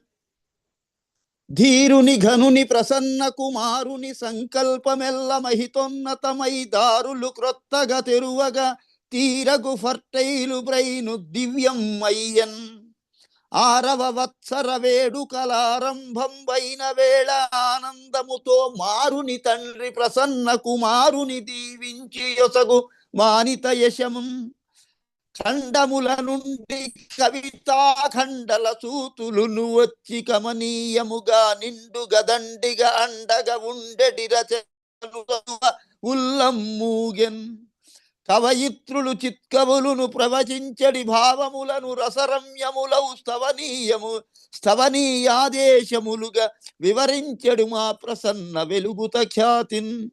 వెలుగు ప్రసన్న కుమారుడు వెలుగుత ఫర్టైలు బ్రైన్సు విశ్వనుతంబై వెలుగుత రమ్య కవిత్వము వెలుగుత ఈ లోకమెల్ల విభుని కరుణతో. ధీరుని ఘనుని ప్రసన్న కుమారుని సంకల్పమెల్ల మహితోన్నతమై దారులు క్రొత్తగా తెరువగా తీరగు ఫర్టైలు brains దివ్యం Ayyan. Because of the greatness of our Prasanna Kumar, the new paths are getting opened so that fertile brains have become so great. ఆరవవత్సర వేడుకలారంభం పైన వేళ ఆనందముతో మారుని తండ్రి ప్రసన్న కుమారుని దీవించి యొసగు Vanitha యశమున్. Let the Lord Vishnu, who is the father of Manmatha, will give all his blessed wishings to you on your 6th anniversary of the fertile brains. ఖండముల నుండి కవితాఖండల సూతులును వచ్చి కమనీయముగా నిండు గదండిగా అండగా ఉండెడు రచనలను చదువ ఉల్లమ్మూయన్. On the 6th anniversary, from all continents people have come and rendered their poetry, which is a very, very flowing, and it is overflown by the affection. కవయిత్రులు సత్కవులును ప్రవచించడి భావములను రసరమ్యములై స్తవనీయాదేశములుగా వివరించడు మా Prasanna వెలుగుత ఖ్యాతిన్. Commentary of Prasanna is so nice that all the people are encouraged. వెలుగుత Prasanna కుమారుడు వెలుగుత ఫర్టైలు brain విశ్వనుతంబై వెలుగుత Ramya కవిత్వము వెలుగుత ఈ లోకమెల్ల విభుని కరుణతో. Let the fertile brains grow.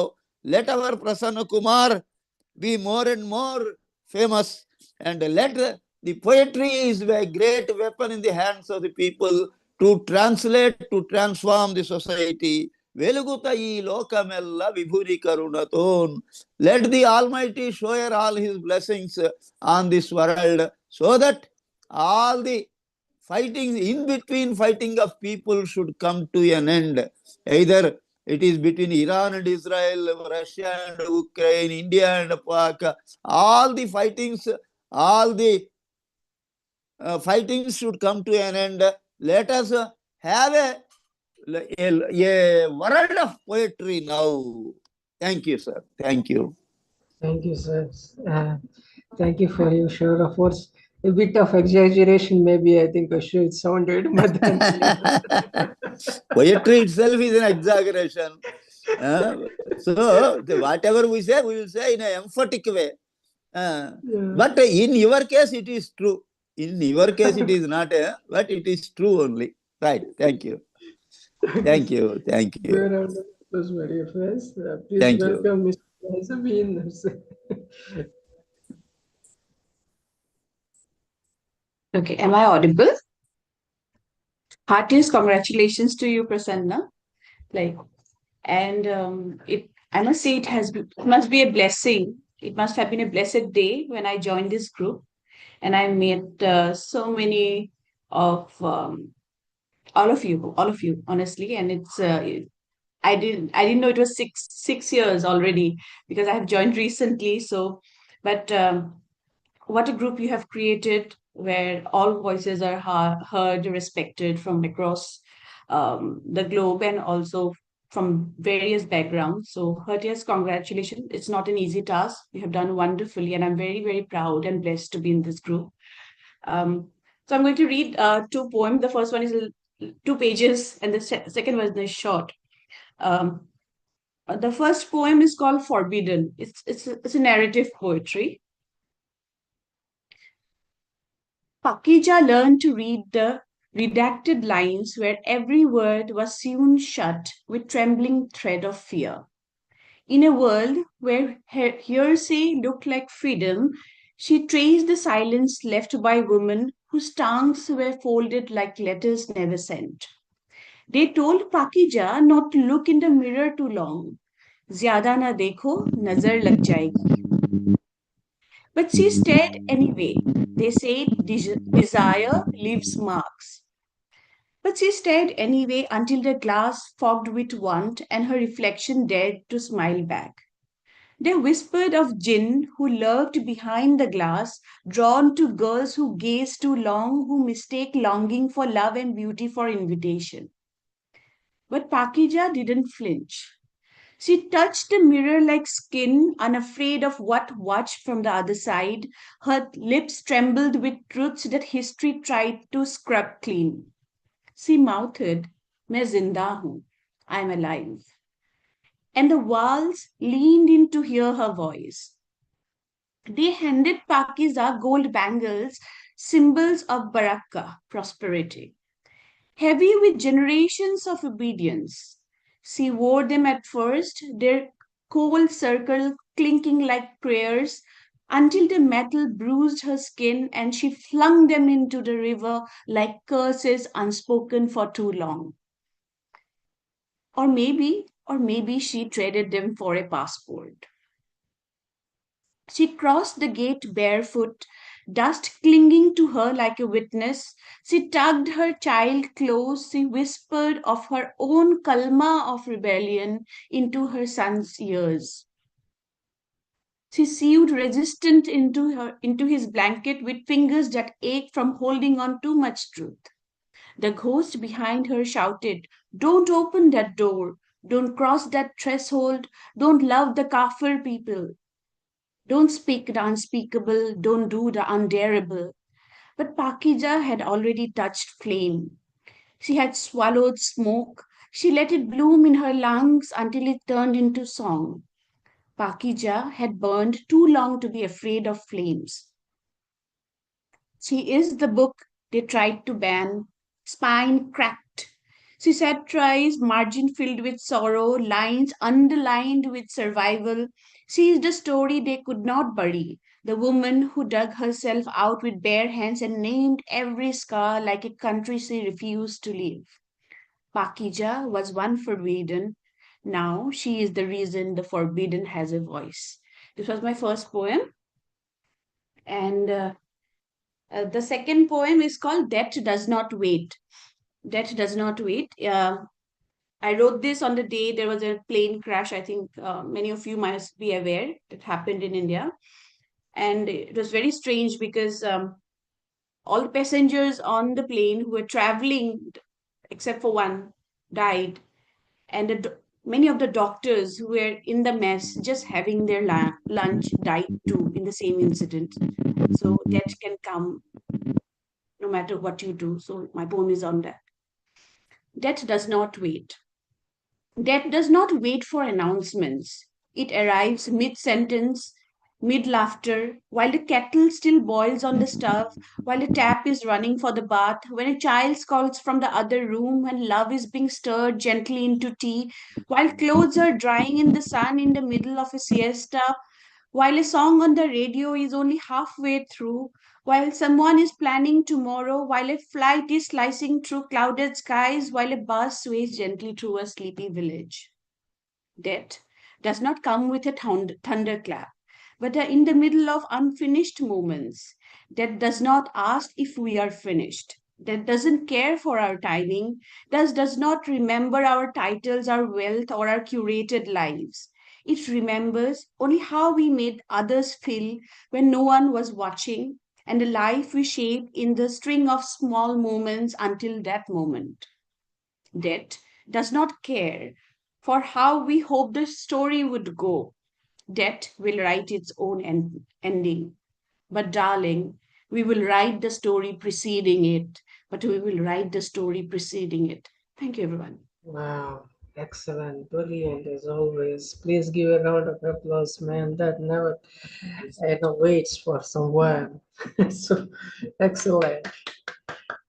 Please welcome Aydin Ken Botsonawa. Aydin Ken. Good morning. Good day to you.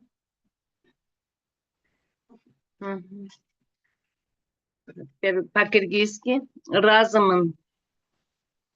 Разымын бақыт менің қолымда. Şükür deymin den soğluğun sonunda. Uğam süylön, körön dağı ne gerek? Vakit oşol, eger bilsen oyumda. Razımın, körsöm tаңдын atkanın, kursağı tok balakaydın jatkanın, naşükürlük taqdırıma tuura emes, jaratkanга bolboyt menin harmanım. Razımın, baktılуулuk şükürde, bakıt izdep, baylık izdep jügürbe, tok bolsoңçu bar nersege sen dayım, baktısыздар жерди карап үңүлбө. Это перевод на русском языке. Я довольна, потому что я здорова. Слышу, вижу, говорю, ну что еще? Не желаю ничего себе другого. Это значит, что со мной все хорошо. Если утром я встречаю свой рассвет, если вижу, как спокойно спит дитя, я довольна, я и скажу судьбе ответ. Благодарна Богу я за то всегда. Благодарна и довольна в жизни всем.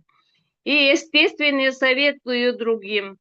Не гонитесь вы до счастья каждый день. Счастье будет, если вами захотим. Thank you.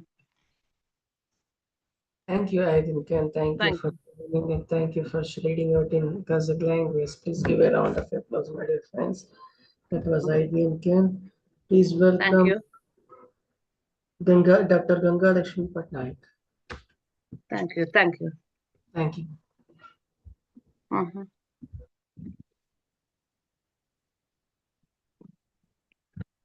Good morning, good evening, dear poet friends.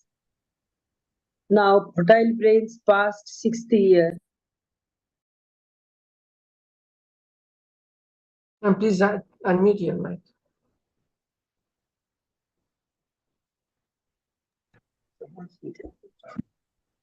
Good morning, good evening, dear poet friends.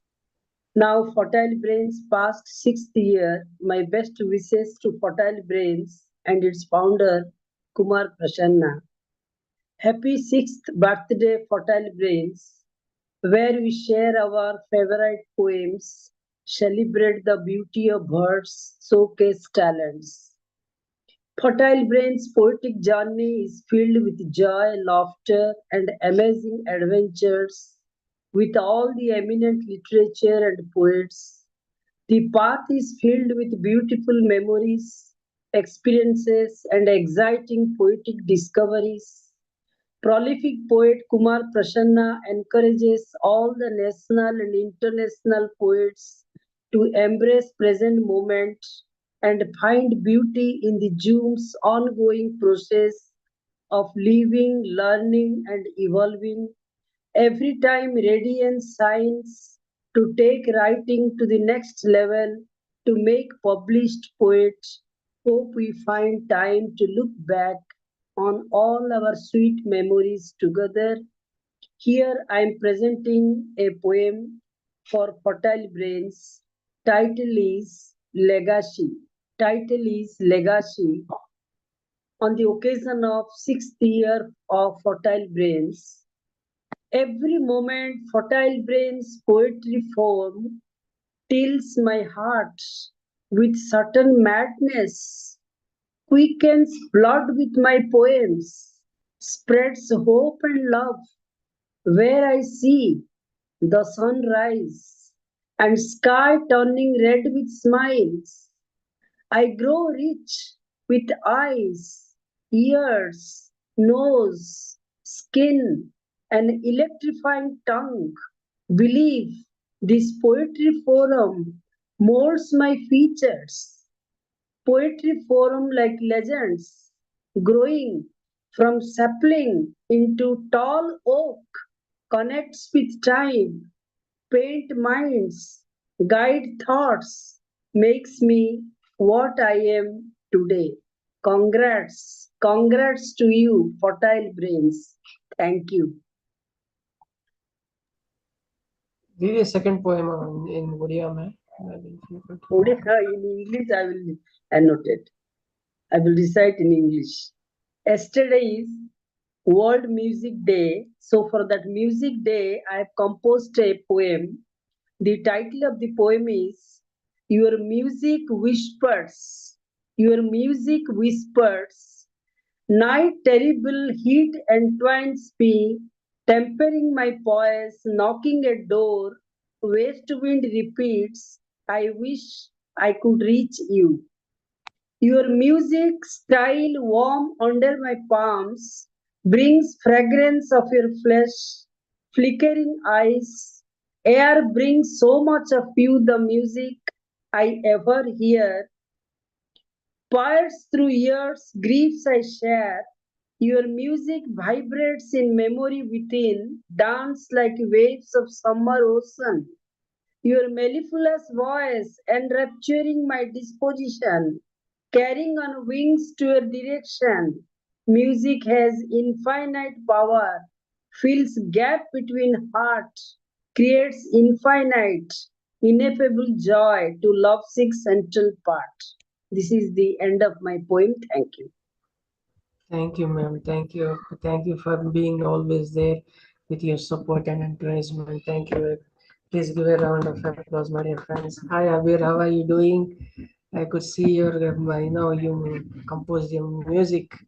Yes, something, music album. So congratulations. Hi. Hi. Hi, my dear friends. There is a little announcement. You could, if you have taken out your book of yours, you could just talk about your book on with my book segment. You could talk about your book and showcase your book. So that is something we have announced on this occasion. So thank you, Abir. Thank you, Gangalaxmi Patnaik, ma'am, and please welcome Mr. Laxman Rao.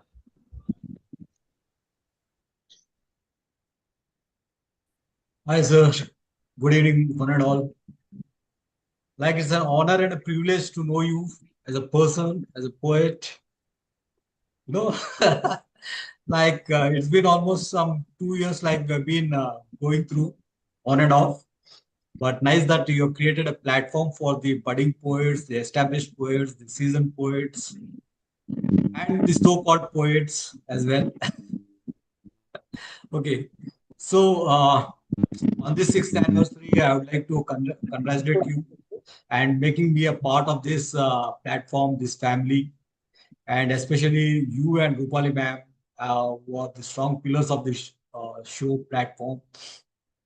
Thanks for considering me as one of your person and treating me the same as well, along with others too.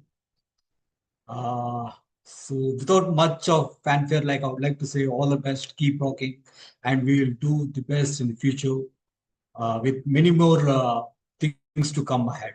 This is what I can see. I can foresee the future of our hotel beds with our commitment and dedication. Cool.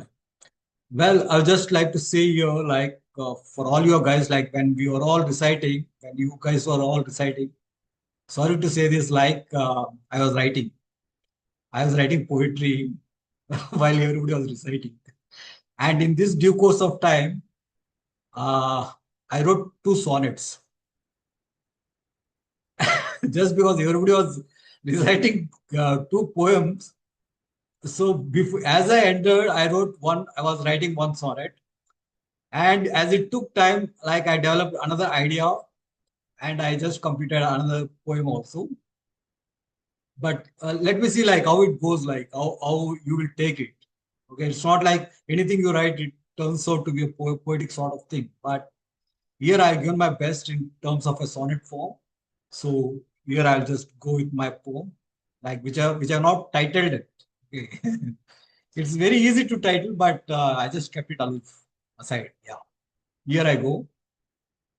The way you process poetry, and the path it pervades, the way you emote yourself, the way it gets expressed, the form that gets its shape, the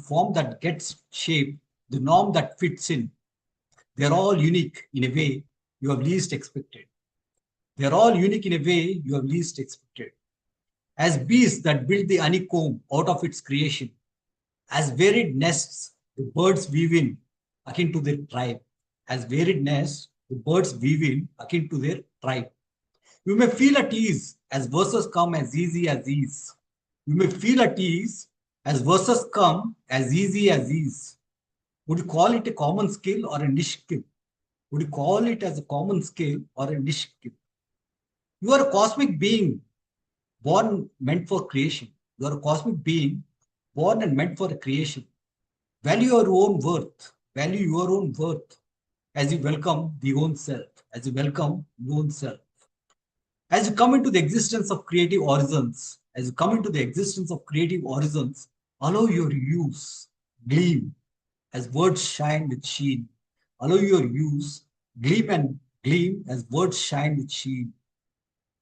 Art is where an artist creates a niche for himself. Art is where an artist creates a niche for himself. Since it's not a common skill. Worship its workmanship. Worship its workmanship. So this is one sonnet which I came up while you guys were reciting. So Prasanna, would you like me to recite one more, which I drafted? Yes, ma'am. Well, then honestly, very much honestly, and to be very much authentic on it, like I would like to watch in saying that, like this I have read, written just now. All these two sonnets have been written just now. They are just out of the oven for you. It's like just like that. Okay, cool. Here I go with this, my second poem. You are a born bard. You are a born bard. Here to poetize yourself. Here to poetize yourself. As the raw diamond stone, you are already here. As the raw diamond stone, you are already here. You are not in the making while you are in existence. You are not in the making while you are in the existence. You are the most authentic, uncut version of you. You are the most authentic, uncut version of you. Here I am comparing a born bard, like a born poet, to that of a gemstone, to that of a diamond stone. Yeah. So in the second stanza, you are here to showcase your skills born beneath. You are here to showcase your skills born beneath. You explore when you are curious enough to express. When you allow yourself to brace the way you feel within. When you cease concealing behind the veils, you would burst. When you cease concealing behind the veils, you would burst. I mean to say, like, whenever you try disguising yourself or concealing yourself, you will try to explore much of yourself and you try to explore much of yourself. This is what it says. And the third stanza, here it goes. You are the word as you are the gem, you are the verse. And its versatility as you are the snazzy, glitzy jewel. You are not here to grow into precise perfection. You are not here to grow unto precise perfection. So shine your way in the most sacred aligned space. So shine your way in the most sacred aligned space. You are a born bard, just discovered beneath by the self. You are a born bard, just discovered beneath by the self. Hence, open verticals for epiphanies, ideas, and divine wisdom. Hence, open verticals for epiphanies, ideas, and divine wisdom. Thank you, Prasannaji. I think it takes time for us to deliver and for others to digest. But that's okay. A very high level kind of thing, no? So please give a round of applause, my dear friends, and thank you for being always there. So it's more than two. It's like Yeah. 5 or 6 years. 2 is too much. 1 is too short then. Please give a round of applause, my dear friends. Please welcome. Thanks, guys, for bearing me, for bearing my sonetry. Yeah. Miss Satinder Gaur.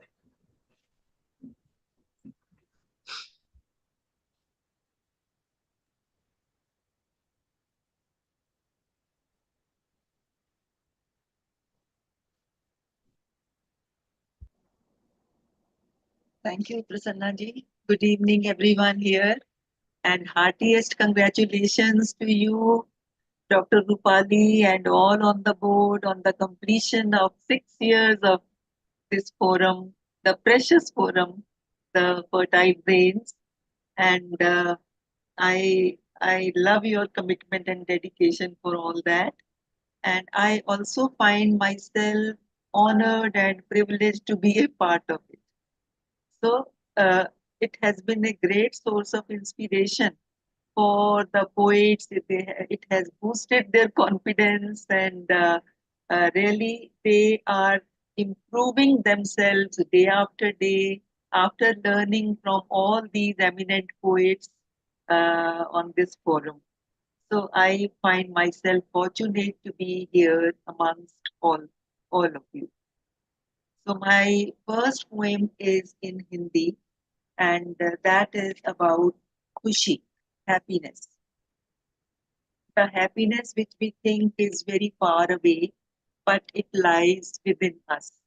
So it is in Hindi. हम समझते हैं खुशी आगे, बहुत आगे कहीं है. हम समझते हैं खुशी आगे, बहुत आगे कहीं है, किसी और पूर्ण रूप में बसी है.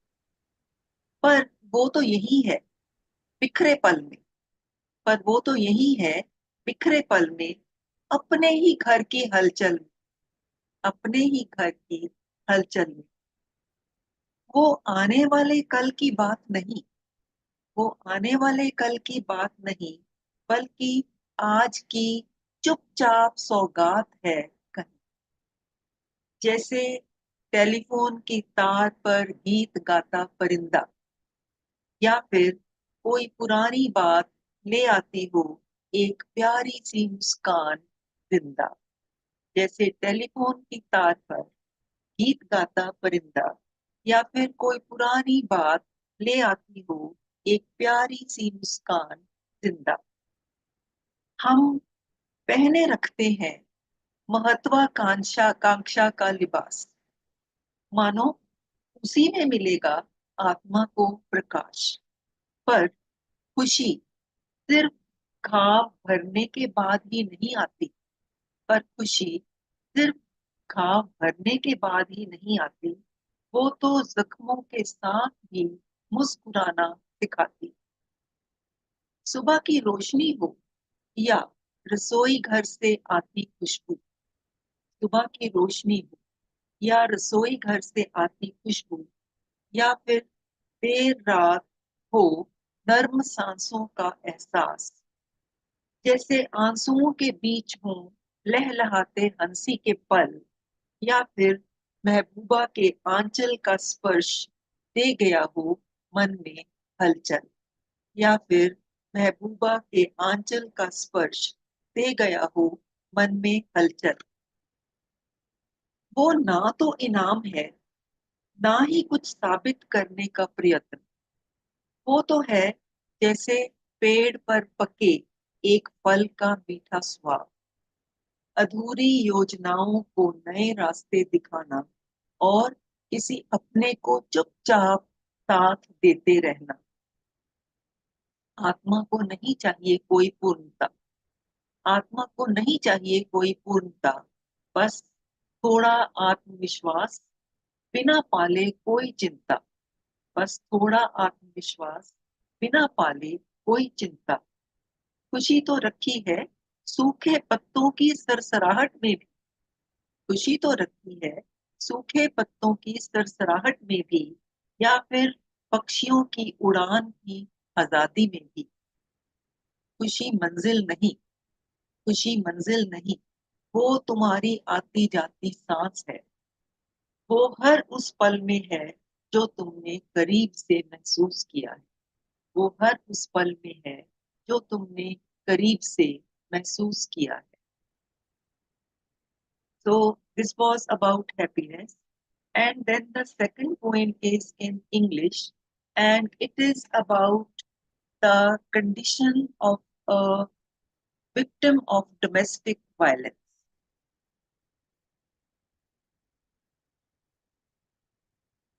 I have titled this poem as "Why Are Your Eyes Now Raining Grief and Guilt?" The poem starts with this title words, "Why are your eyes now raining grief and guilt?" when your whole relationship has suffered a total tilt, when your whole relationship has suffered a total tilt, you made her days black. You made her days black and nights completely nightmarish. So she put her heart and soul to evade the times of anguish. So she put her heart and soul to evade the times of anguish. Alas, you could not delve deep into her soul. Alas, you could not delve deep into her soul that never claimed more than what could make her feel secure. The air of love, camaraderie, and understanding. This was all that she longed for from this bonding. This was all she longed for from this bonding. You, with your ferocious male ego, never gave her the chance and liberty to speak her woes. You, with your ferocious male ego, never gave her the chance and liberty to speak her woes. In this independent country, so dependent she was on your bread and butter that you threw to her. In this independent country, so dependent she was on your bread and butter that you threw to her. Could no more she bear a brutal attack on her emotional and mental self. Her tattered self-respect was always under an abominable scanner. Her tattered self-respect was always under an abominable scanner. Today, she dared out to trace her own destination. She dared to trace out her own destination. With tired steps and wounded soul, she stumbled to find with the divine her equation. She stumbled to find with the divine her equation. But God, it seems, was already prepared to give her famished soul a tight embrace. But God, it seems, was already prepared to give her famished soul a tight embrace. Unconsciously walked she in the middle of the road. Unconsciously walked she in the middle of the road. A speeding truck with failed brakes ran her over. The crowd around surrounded her shredded body. The crowd around surrounded her shredded body, but the soul had already transcended to her maker. But the soul had already transcended to her maker. Thank you. Wow. Excellent poem. Please give a round of applause, my dear fans. Truly empowering. Please, please give a round of applause and please welcome Dr. Santosh Bakaya.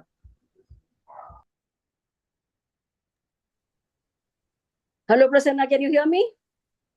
Okay. Yes, Hi, ma'am. everyone, and hearty congratulations, Prasanna, for your grit, determination, and never say die attitude. Happy 6th birthday, not to you, to Fertile Brains. You are big now, so is Fertile Brains. Keep smiling and splashing your poetic hues. The world is going crazy. The world is going crazy, but let us be sane. Spread sanity through poetry.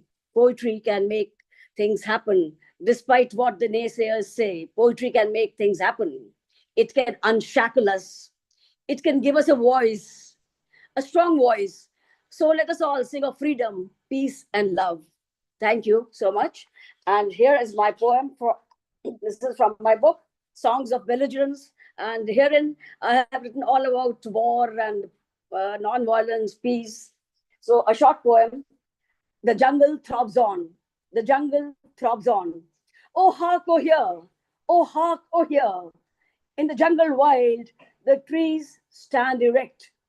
The trees stand erect, unbending, unswaying, silhouettes of untrammeled power. Some petite trees rustle a protest, daring to show some muscle, a hustle, a bustle, a tussle. The jungle throbs on. The jungle throbs on, unfazed, unconcerned. And the fires burn, and the fires burn, uncompromising and stern. The glow of the fireflies hovering around the silhouettes of trees dims. It dims. Oh, hark, oh, here. A tiny toddler, incarcerated, looks around in round-eyed, limpid anguish, hunting, hunting for his lost, snug world, parched lips quivering, a vocal tremulousness heartbreaking. Where are you, Mama? Where are you, Mama? Where are his mama's arms, his father's shoulders? Ah, cold, cold, the world is cold. You have to be bold. You have to be bold. His mommy had often said. His mommy had often said when she was there. His heart flutters, a caged bird. How can I be bold? How can I be bold? I'm just a 3-year-old. The trapped heart mutters in the wilderness. No one hears. No one hears. He calls for his mommy. Why was my mama taken away from me? Where is she? Why was my mama taken away from me? Where is she? The silence carelessly the eardrums. And the wilderness hums, trying to drown the pleas for compassion and the urgency of the impassioned voices. Speak up. Let your voices be heard. Let your voices be heard. The voices fall silent. The voices fall silent, unheard. But the wilderness hums on. The wilderness hums on. No one listens. No one listens. Thank you. Thank you. Very profound, ma'am, as always. If you have second one, you could go ahead, ma'am. No, it's all right. I have to prepare dinner now.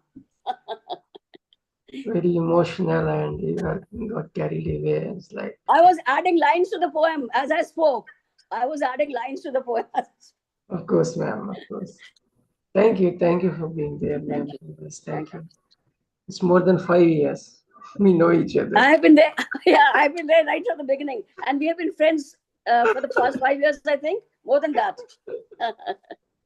Thank you. Please give a round of applause, my dear friends. Please welcome Miss Priyanka NEOGI.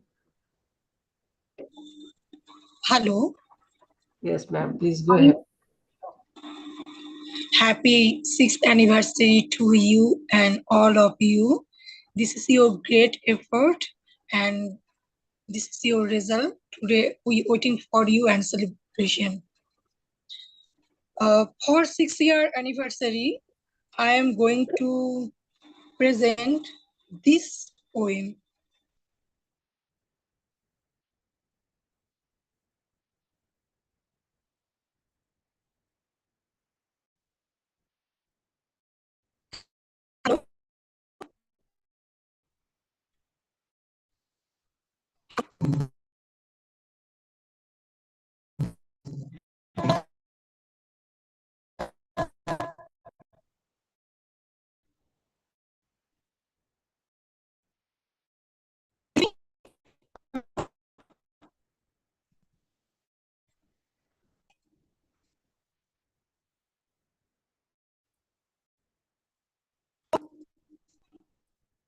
Are you listening to me? Please go ahead. Hello. Please.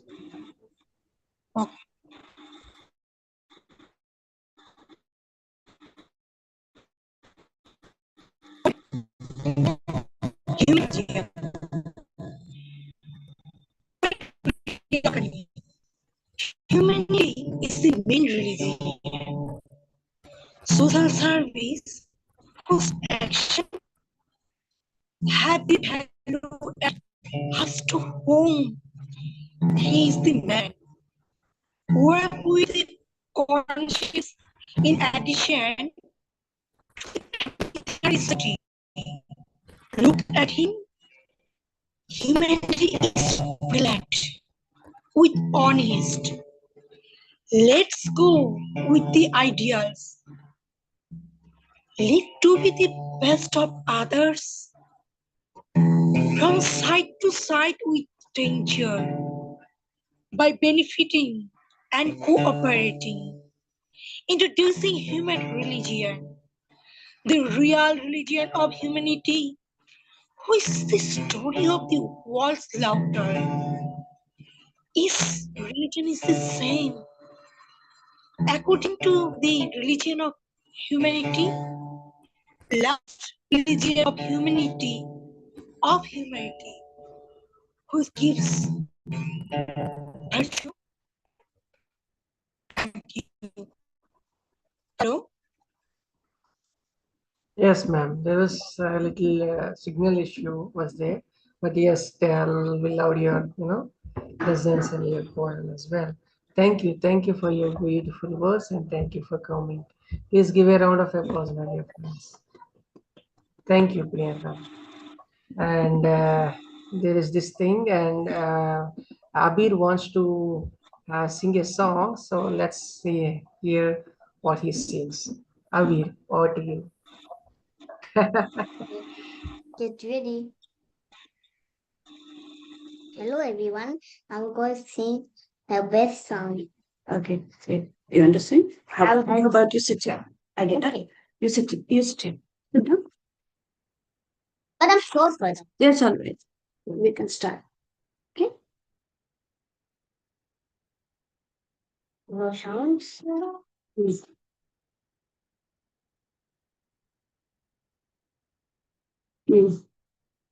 Almost heaven, West Virginia, Blue Ridge Mountain, Shenandoah River. Largely older, older than the trees, younger than the mountain, growing like a breeze. Country road, take me home to the place I belong, Virginia. Mountain Mama, take me home, country road. All my dreams Loudly. gathered around her, my nurse lady, stranger to blue water. Dark and dusty, painted on the sky, misty taste of moonshine, teardrop in my eye, country oh, oh, take me home to the place I belong, Virginia. Mountain Mama, take me home, country road. Your voice in the morning, now she calls me. The radio in me of my home, far, far away. Driving down the road, I get the feeling that I should have been home yesterday. Yesterday, country road, take me home to the place I belong, West Virginia. Mountain Mama, take me home, country road, country road, take me home to the place I belong, West Virginia. Mountain Mama, take me home, country road, take me home country, oh, take me home, country, oh. Wow, क्या बात है, wonderful. Arvind, keep singing. Thank you. Thank Thank you you. so much, everyone, for encouraging him. We should thank you, Arvind. Thank you for reading for singing out so beautifully. Please give a round of applause, my dear friends. That was Arvind. Please welcome Miss Saraswati Poswal.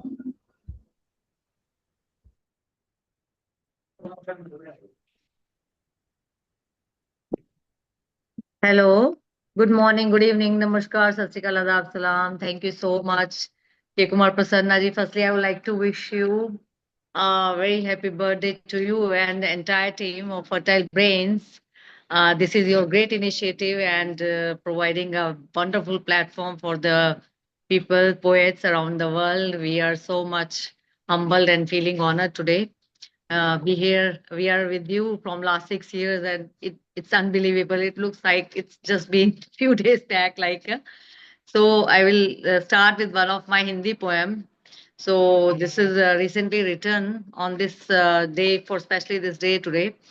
Actually, this was my previous poem, re-edited. Few things are edited in this poem. This is in Hindi for fertile brains only. देखो के कुमार प्रसन्ना जी ने, this is in Hindi, right?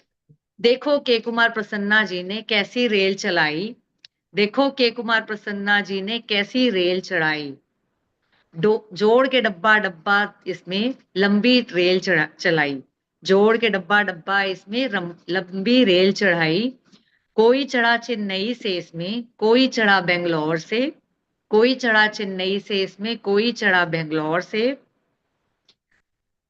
Rupali सरकार जी चढ़ी मेरठ से इसमें, सतिंदर कौर जी चंडीगढ़ से, doctor Ganga Lakshmi और श्याम प्रसाद जी चढ़े उड़ीसा से, मिली दास जी दिल्ली से, देखो के कुमार प्रसन्ना जी ने कैसी रेल चलाई, जोड़ के डब्बा डब्बा देखो कैसी रेल बनाई। मेहज़बीन हुसैन हिंदुस्तान से, संतोष बकाया जी गुलाबी शहर जयपुर से, चढ़ी हैं इसमें मेरे भाई, इसाक कॉलन जी बर्लिन से, लक्ष्मण राव जी पूना से, रेविटकर जी यूएस से, इसमें संग चढ़े रिचर्स पार्क यूएस से, जोड़ के डब्बा डब्बा देखो कैसी रेल चलाई, जोड़ के डब्बा डब्बा देखो कैसी रेल चलाई, मैं भी चढ़ गई इसमें देखो गुड़गांवा से मेरे भाई, मैं भी इसमें चढ़ गई देखो गुड़गांवा से मेरे भाई, भिन्न भिन्न है बोली सबकी, भिन्न भिन्न है बोली सबकी, भिन्न भिन्न है वेश, भिन्न भिन्न है बोली सबकी, भिन्न भिन्न है वेश, भिन्न भिन्न है देश देखो इनके, फिर भी भावना सबकी एक, फिर भी भावना सबकी एक,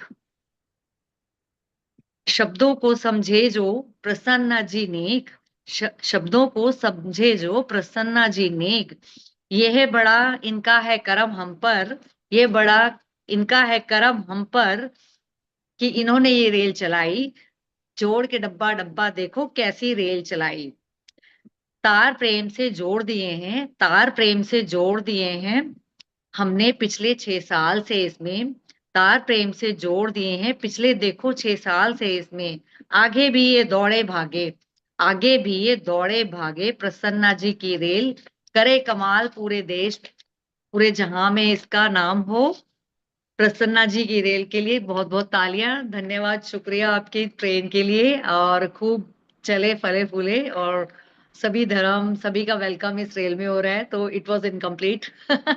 उम्मीद है आपको पसंद आई होगी मेरी छोटी सी कविता आपके लिए। अगर समय है तो मैं इंग्लिश में जो पीस के ऊपर मैंने लिखी आज, can I go with that, अगर समय है तो। अच्छा, beseech for peace, though as everyone know that it's a time or a war started on Iran, so this poem is for them. Beseech for peace, stop war. Beseech for peace, stop war. I have something to share with the world. I have something to share with the world. We should beseech for peace, not war.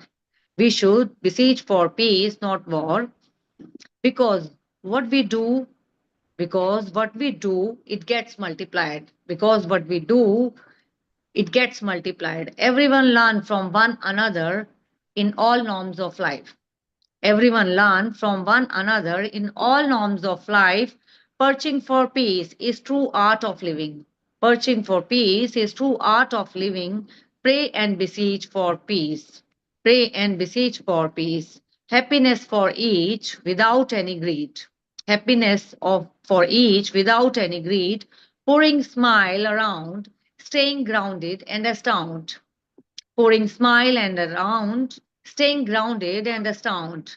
Be like grass blades. Be like grass blades that gets bent without hurting any feet. Be like grass blades that gets bent without hurting any feet.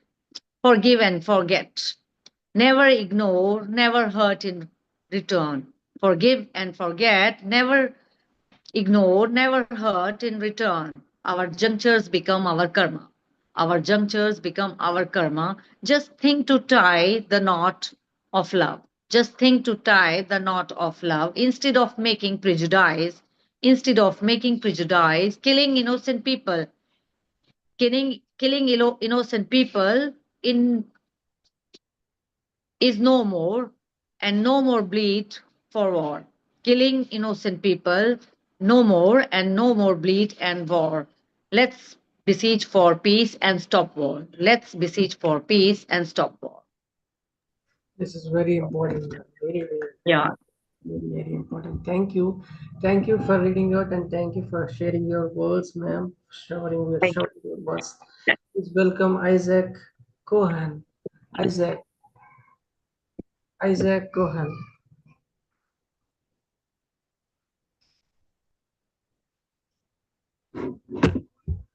Isaac, please turn on your. Isaac, please turn on your mic. Yes.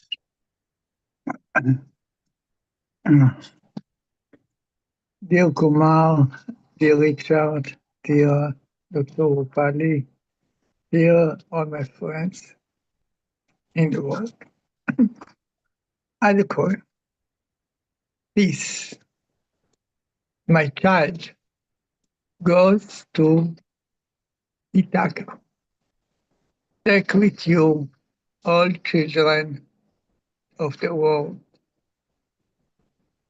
Pure is scoured eyes from worse smoke. Give him the excitement of peace. Dove, spread on wings of angel from the throne. Send him to sleep. Enlighten him to the withering of peace. I wish. Thank you, Kumar, and thank you, all my friends. Thank the you. time is very, very hard. Many rockets, many bombs. But I hope God will save me and save all my family and all my friends. Thank you. Amen, amen. Isaac, thank you. Thank you for reading out and thank you for being there and wishing peace. Please give a round of applause, my dear friends. Please welcome Miss Melinda.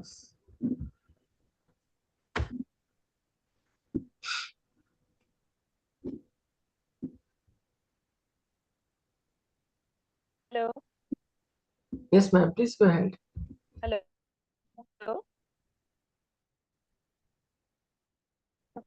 For any question, thank you. My last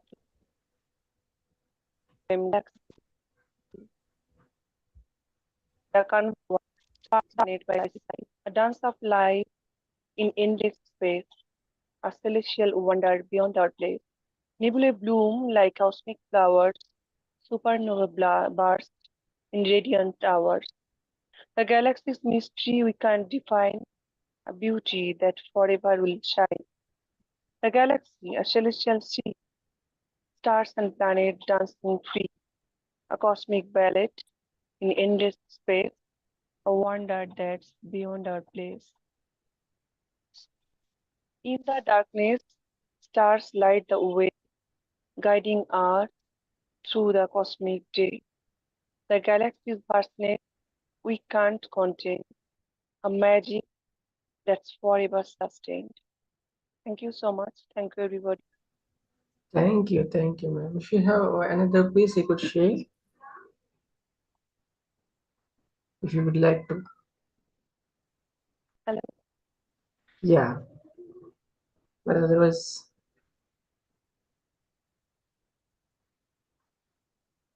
yeah. Okay, that brings us to the end of the evening, my dear friends. I think I could share a few lines. Next to the times, I see the breeze of infinity stretching its hands to reach out to a million dreams.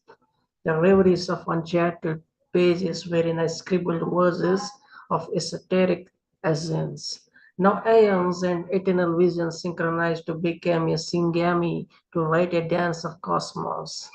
And I became a witness to the interplay of eras and space. Thank you for being there, and thank you for, you know, I wish you all come and next week and come in peace and bring in your poets friends as well. Thank you, my dear